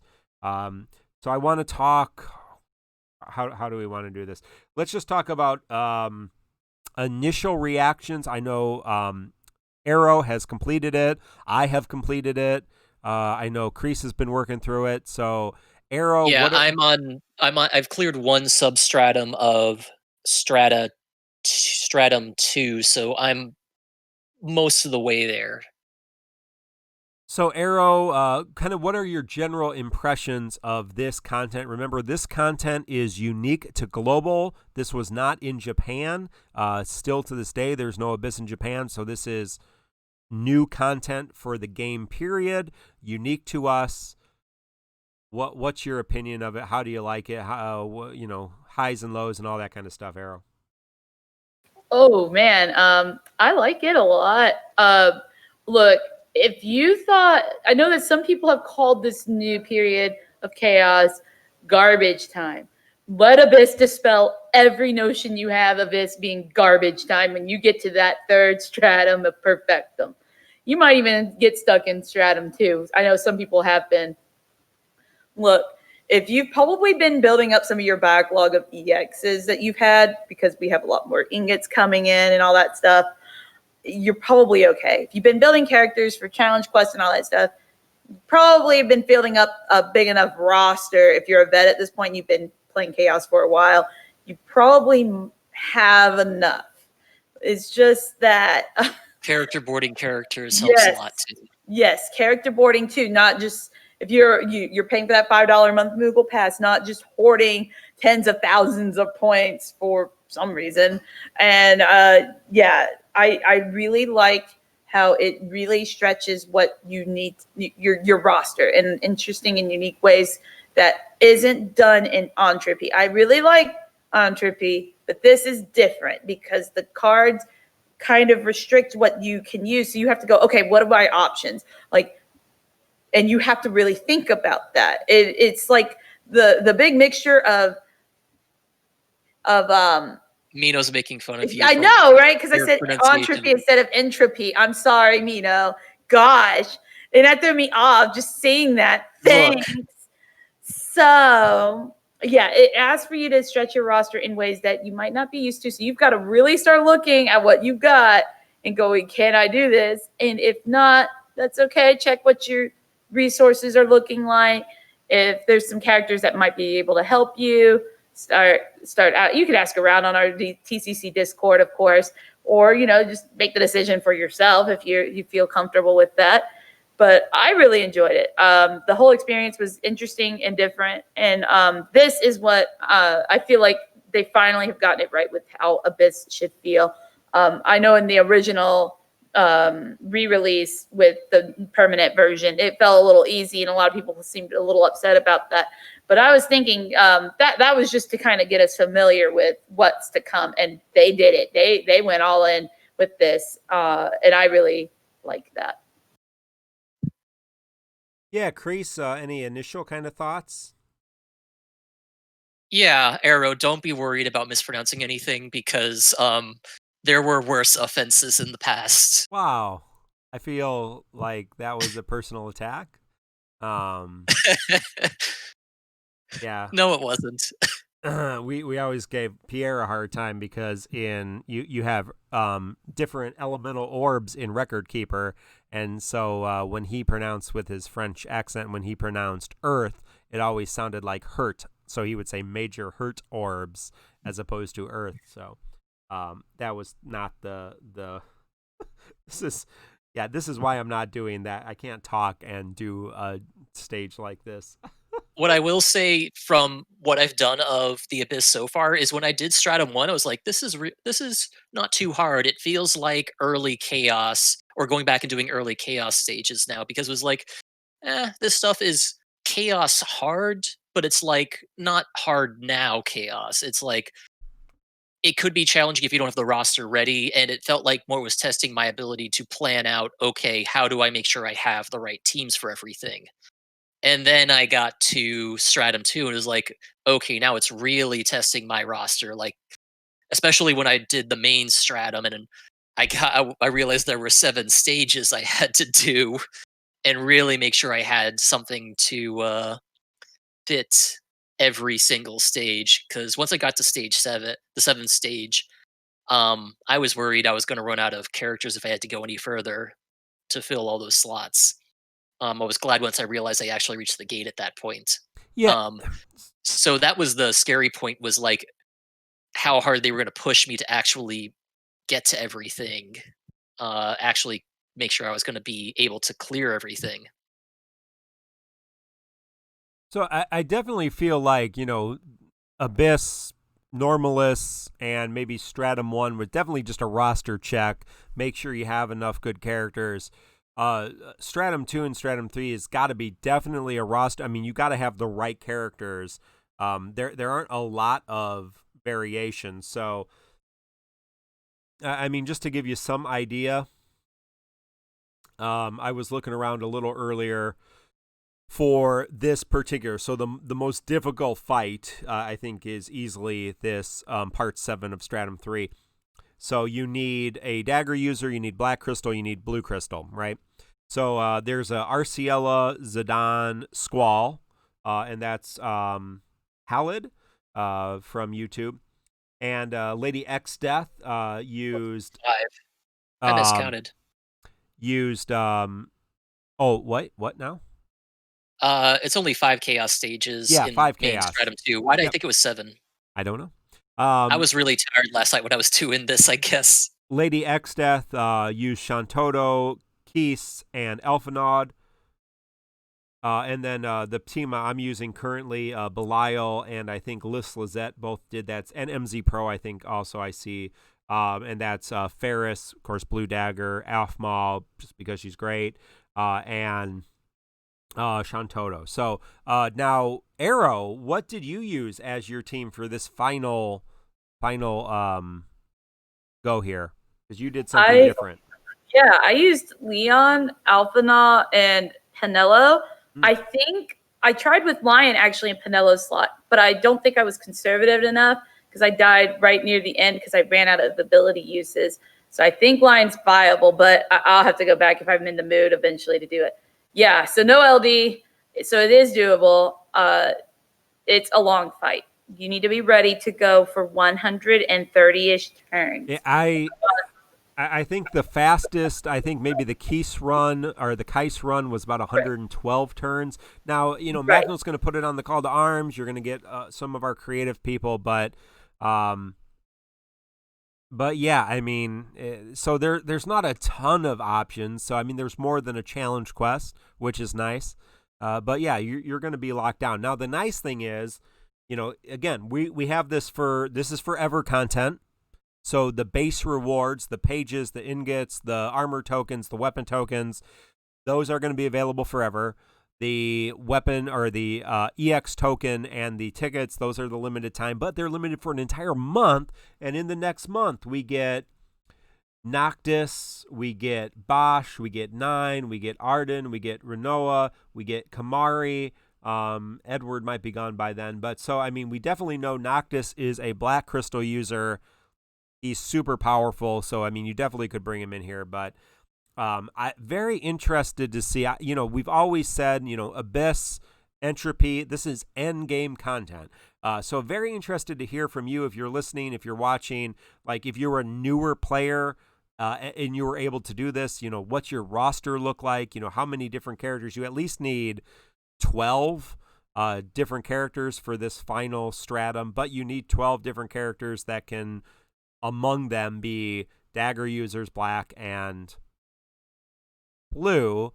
But now the subspheres are even more. You have to have 3 specific colors and a weapon among those things. So I think the substratums of the substratums of Stratum 3 are even more restrictive because you need 3 different colors and you need a weapon. So I don't know. I haven't been online at all or really even with everything going on with my busy schedule to kind of hear, is there any backlash? I mean, pretty much what I'm hearing from people, my inner circle of folks, is, yeah, this is great. This is awesome. This is the content we want. I haven't heard the other side. I imagine it's out there in terms of, this is crazy. This is super hard. There's no way I can do this. Who do I even pull to complete this? So I'd like to hear the other side of that. Do you have any of Arrow or Kreese? Have you heard kind of some of that sentiment?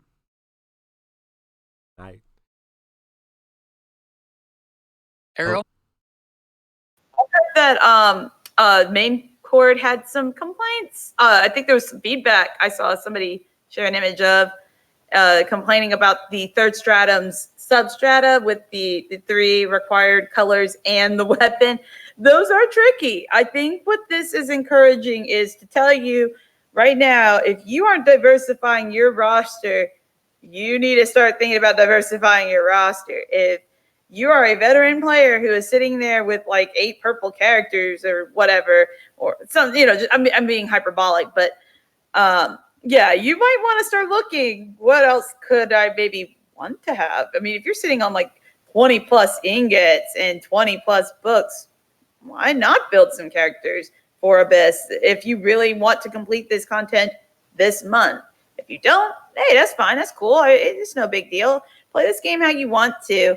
But I think it's fine to have content like Abyss for players who have played a long time, who have lots of characters. Not all content is for all people. That's the way I always have looked at it. Yeah, I'm going to butcher this name. I've probably butchered it before.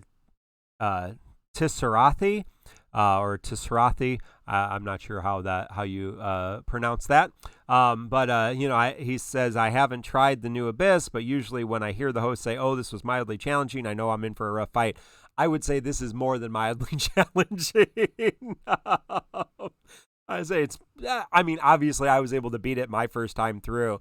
Arrow was able to beat it, so it's not impossible. But we've also been playing since very early on. I've been playing since day one. I don't know how long Arrow's been playing, off the top of my head, but we have a huge roster of characters. If you've been playing since EX launch, so yeah. And if you're bringing characters like Kais, they can burn out real fast. A Pocket Joker's saying, and so you really have to, in 100 plus, we haven't had. Somebody was talking about, it's 100 turn chaos. All of our fights, we used to have 100 turn EX level difficulty, so level 100 battles, because we didn't have EX weapons, or we just got EX weapons. We were doing Brave and HP plus attacks. So, yeah, it's definitely. Yeah, it's definitely interesting. But I think it does. Sarathi. That makes a lot more sense. I knew it would probably make, Sarathi. So thank you, Sarathi. I figured there was definitely a better way to say it, Sarathi. There we go. But yeah, it is challenging. If you are frustrated with it, I wouldn't go crazy. Just like Challenge Quest. Still time too. But again, this is unlike Challenge Quest. This is not 2 weeks. This is permanent content, like Entropy. Yes, there is some limited time rewards, but for the most part, the majority of rewards, 10 tickets and 1 EX token is not the end of the world per stratum. The good rewards are going to be there when you have the roster that can complete it. I'm not sure I would go out of my way to pull for a specific tier unless there's, units you like that are going to fit in there. But I personally, I think this is fun content. It's enjoyable content. It's enjoyable when I'm doing it on stream right now. It's not going to go well because I can't concentrate and host the podcast at the same time. It would be if I was just streaming, that's one thing, but trying to manage everything at once is not real easy. So I already just took damage. I'm even on the first. I will say this though, it was interesting. So I was on the Substratum 2, whatever the final node of Substratum 2 is. You have 3 locked nodes, then you unlock node, right? And my 6-year-old, my youngest child, was on the couch with me, and he's like, "I want to play. Can I play?" And so I'm like, "Sure." And he was upset because I had already started this fight, that Substratum fight, and he didn't want to play any of the characters. And I think I had brought who would have been on that one, Lena, maybe one of my burst characters, maybe Shantoto, and I think I had Amidatelion. Terrible team. It's not a good team. You shouldn't bring those three. They don't synergize well with all the debuff management. Anyway, but so when you're just putting in random characters, that's how it works sometimes. You got to stop and think, oh yeah, those characters don't work well at all. But anyway, so he took over and started playing. My 6-year-old, he has no concept of he knows the game kind of, but he has no concept of how all the different characters work or characters that we're playing. He managed to get to the third wave of that fight with about 89 turns before he died. So that means so what I'm getting at is you can spend a lot of time and energy not playing well and not doing well and not likely to win just because you have some powerful characters. So you can waste a lot of your time. That's what I'm saying. Trying some of these things, if you don't have the right characters or you don't have characters that are ready, or if you need to work on your game a little bit. So don't kill yourself. Yeah, but yeah, I mean, at Pocket Joker saying I struggled for daggers. So yeah, I mean, if you don't have 4 blue crystal users, you're SOL. If you don't have 4 dagger users that are viable, with EX weapons, I would say, you're SOL. If you don't have black crystals, a little bit more common, but yay, maybe you don't like the characters that are black crystals. So anything else? Anything else about Abyss? I think we'll probably keep talking about it. I'm sure Macno will work on something. We'll definitely for Abyss. go back to this near the end of the month when there's still a little bit of time. Because remember, guys, we still have a bunch of banners to go through, a bunch more LD characters, 2 more BT characters are going to be here before the time-limited rewards go away. And even if you don't get the time-limited rewards, this is still permanent content. And which pieces of this are the time-limited rewards? The each stratum, if you complete the final node, you get 10 tickets and 1 EX token. For the EX tokens are the big thing. So yeah, you can get 30 tickets, which is a significant amount of tickets, and 3 EX tokens. Remember, it takes 10 EX tokens to actually get an EX weapon, and the only other place you can get them is through the premium Moogle Pass. You get 5, and then you can pick them up in the monthly Cactar shop. So, and I think 1 token costs how many? 30. So, yeah, it's 3 EX tokens. You're not doing anything with 3 EX tokens, but the pages and the ingots that you get, you are going to do something with them. So even if you can just try to complete it, you're going to get the ingots and the pages. And even if you can go through the first stratum's not terrible. Second stratum's a little bit more challenging. Third stratum is considerably challenging. Let me say it that way. But if I would say you're probably not doing a lot of carries on 35 onlys or maybe even EX onlys. EX just realized, but maybe I'm sure there's good players that are going to figure it out. But I would not go into this content budgeted. Let me put it that way. I would think you're going to need a healthy amount of stuff to get through it. So, Arrow, anything else on Abyss for now? Yes, there have been many characters who have been able to do that final node in the 3rd stratum. I've been maintaining a kind of pinned notice on the Discord or the TCC podcast. And I have added a couple of characters since the podcast started even. Oh, nice. Congratulations to Edge and Garnet. You are now added on the list with a bunch of other characters who have made it through. Is Edge a blue? No, he's a blue throwing weapon character, right? He's not a dagger. Blue dagger. So he's a blue dagger. Oh. With 2 very important pieces. So you have a free slot, for your 3rd, as long as you bring that black crystal character, of course, as well, which is very nice. So that's something to keep in mind. If you can fulfill that dagger requirement with one of the 2 crystal colors, that's beautiful, because that just opens up a lot more opportunities. But of course, this is just a rough list. I'm probably going to maintain for a couple of days till the call to arms gets up and everything, just to kind of help people out who are struggling and already there, The other thing I wanted to say is that don't don't feel intimidated, I guess, if you can't do this. Don't feel like you're a bad player if you can't do this. This content is, like everybody keeps saying, is permanent. It's permanent. The extra little rewards are just, they're nice, but they will not make or break your account. So just keep that in mind. That's it. I've got to say.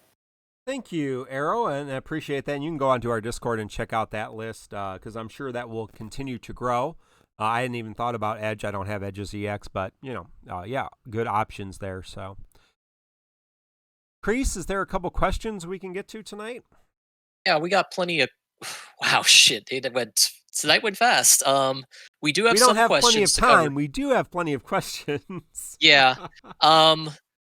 Let's hit a couple of questions. Sorry, I'm quickly looking through... Where is this? Regarding the network error. So, Atui Project asked, are 63 Relics of All Knowledge a fair offset for the lost downtime due to the Square Enix bridge failure? And I want to say that I was a little iffy on it. I didn't think it was, and I seem to recall that they decided to give us more for it after the fact, and I'm having trouble finding the news for that now. Does anyone remember exactly what they gave us afterwards? Because I remember initially they gave us the 300 gems and the 63 Relics of All Knowledge. And then I think a couple days later they gave us more. Yeah, we did get some additional rewards. I don't remember specifically what those rewards were. I'm having trouble finding the news. Was it just a daily? Was it just a batch of daily Khan rewards? Was saying it was 100 more gems and a few other things, but I don't recall. Oh, maybe it was just the daily rewards. Yeah. It was just a batch of daily rewards. Yeah. Okay, I think that evened it out a bit more. Oh yeah, because we did get two Cactar token, monthly tokens to miss. Yeah, so you basically got an extra. If you had logged in and not missed a day, you got an extra day of rewards. If you did miss a day because of the extended maintenance, you didn't lose a day. You got all of the daily rewards. Yep, that's what it was. Gotcha. I think that evened it out a little bit more fair for everyone. Yep.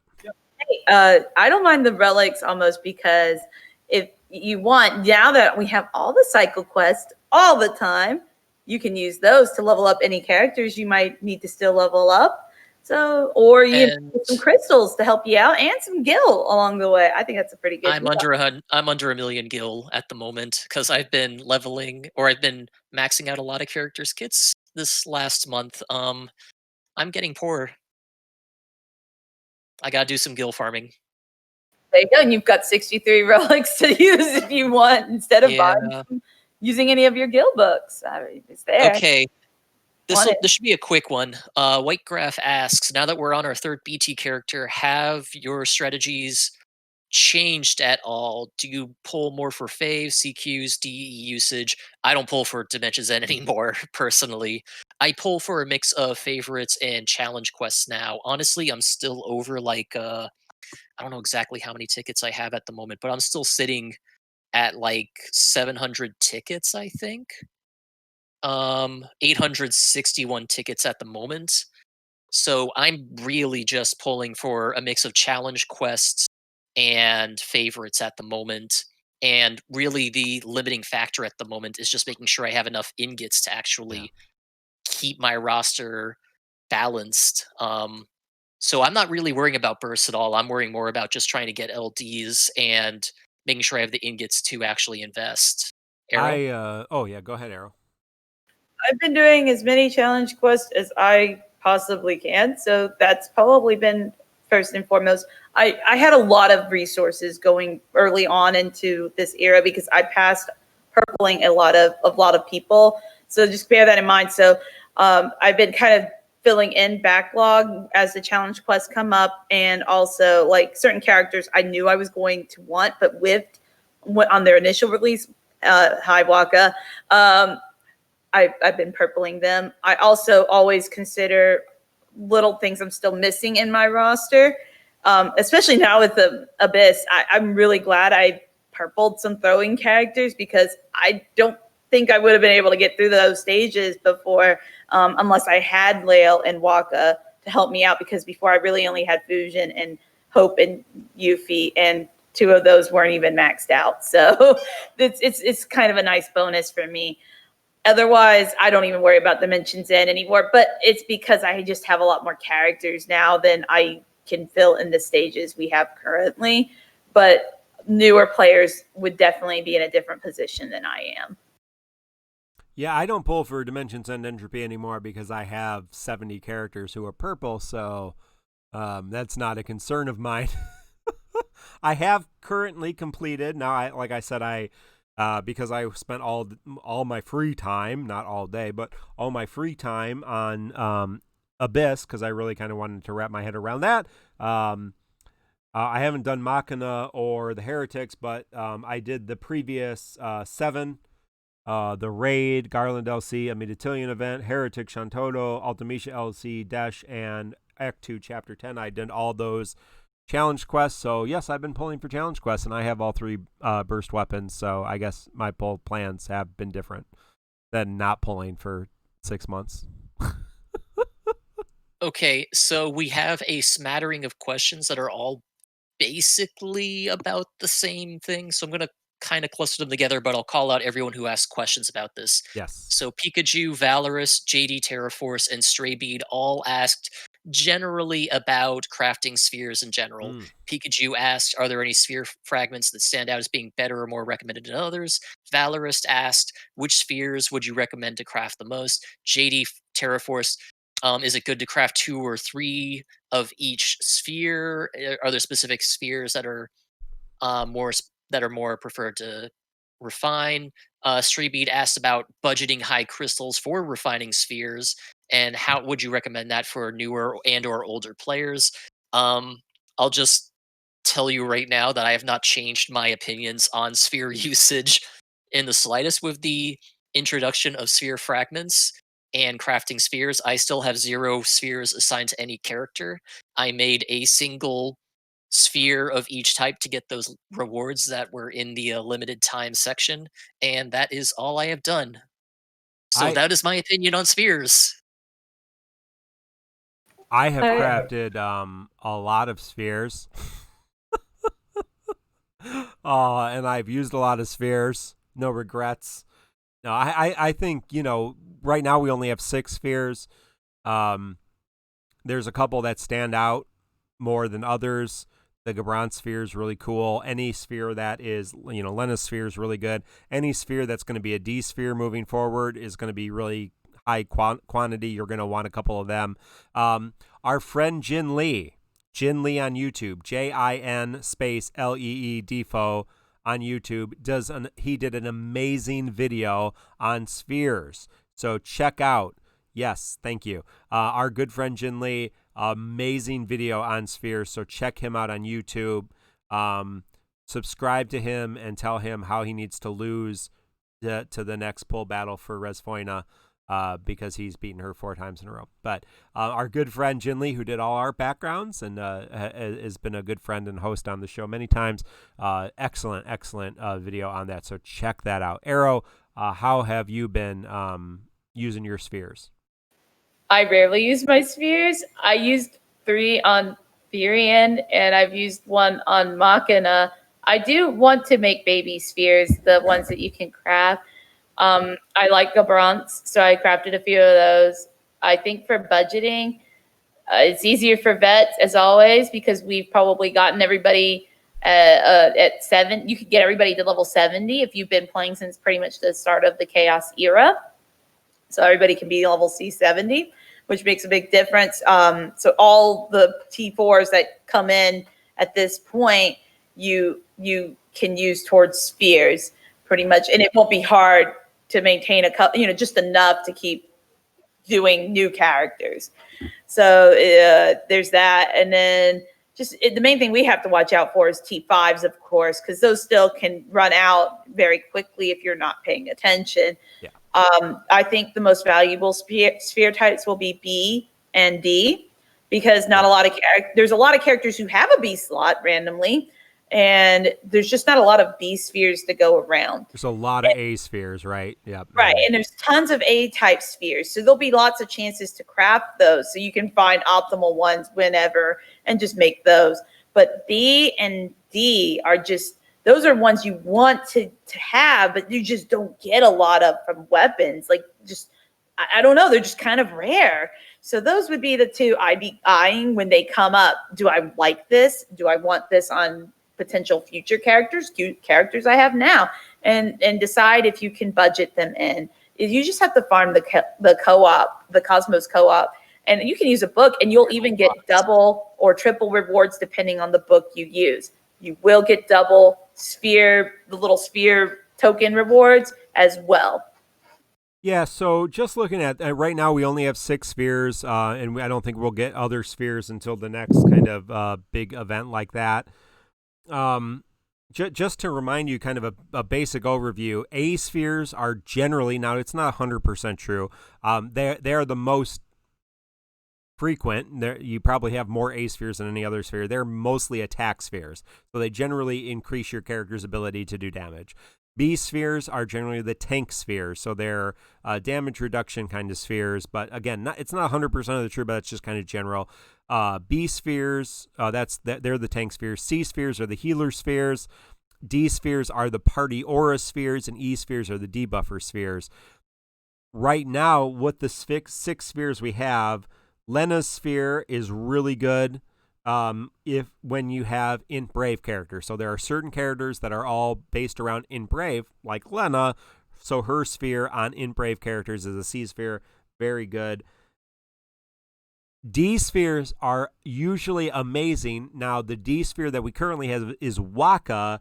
The problem with this is with 5 or more buffs, it raises party's max brave and attack by 2%. There's not a lot of characters that give themselves 5 or more buffs. Waka does, and there are a few others that do as well, but make sure that you realize that this will not proc, and you have to be careful with spheres. They don't all proc in the same way, and Jin's video is really good because he talks about sphere synergy, how some of them work together. So, you might be throwing Waka's sphere on everybody with a D sphere, and they may never be able to proc it, so that's going to be an issue. Beltier sphere is not terrible, raises the break bonus by 20%. Von sphere is, lock sphere's not the best. It's kind of if the enemy's not targeting you, that's always a little harder unless you have a tank on your party. The Von sphere is pretty good. It's a decent attack sphere, up attack 40%. So I would say probably if you're looking for some A spheres, Von sphere is fine. In terms of Gabron sphere, reduces party brave damage taken by 4% when dealing a critical. Remember when the requirement is dealing a critical, anytime you break or attack a broken target with a brave attack, you are doing critical. So it's pretty easy to proc a critical. So this is actually a really, really good sphere. It's obviously really good on Gabranth. I have both of them on Gabranth. And let me say this. Your regular sphere, so like Gabranth sphere, his regular sphere, which is this same thing, and this refined sphere, they stack. Now, Waka's D sphere does not stack with Waka's refined sphere, but a lot of spheres do stack. Lena's C sphere stacks with Lena's refined sphere. So my Lena, which has 2 C's, has both of those spheres. My Gabranth, which has 2 B's, has both of those things. So some of those do stack. It's really nice. But yeah, so, we do have some access to the things that allow you to remove spheres, but the nice thing with the refined spheres, I think you can be a little bit more liberal with them. Mino's asking, why are they called refined spheres? Doesn't refine mean better than the spheres that are worse? They're like, since we had a Final Fantasy 12 chapter, they're like, the difference between the created magicite and the natural magicite, right? So the refined spheres are manufactured, like 813 is saying, and the other spheres are natural from God, I guess. I don't know. They're not even sphere shaped. Yeah, they're not at all. They look like little stop signs. Oh, Grease, is that good for us tonight? Think so. We'll leave the last couple questions for next week. All right. Hey, well, hang around for the post show, but special thanks to my co-host tonight, Leelei, you can find her on Leelei, Leelei on YouTube. And Crease, of course. Special thanks to everybody who makes this podcast happen. Before I do that, looking ahead, we have Ultimate Odin on the 9th with Dimensions End Entropy Tier 15. Bosch LC, A Captain's Loyalty on the 13th. Nines event on the 17th. Act 2 Act 2 Finale Part 1 on the 23rd. And the next Squex community stream on the 28th. You can check out us on tccpodcast.com or FFTCC Podcast on Twitter and FFTCC Podcast on Facebook. And, of course, Twitch and YouTube. And we did just break 1,000 subscribers on YouTube. That's not our primary mode of getting the podcast out, but it's nice that some of you watch it on there. So if you're watching this on YouTube, thank you. Hey, check out Tomberry Troop, tomberrytroop.com for all those beautiful infographics, and you can gaze upon Leon's gorgeousness. And that's Inkwelder, Dreamy, Teliute, and Vaynovis. Again, Macnol's website, TCCinfo.com, has the call to arms, all the TCC challenges, great stuff.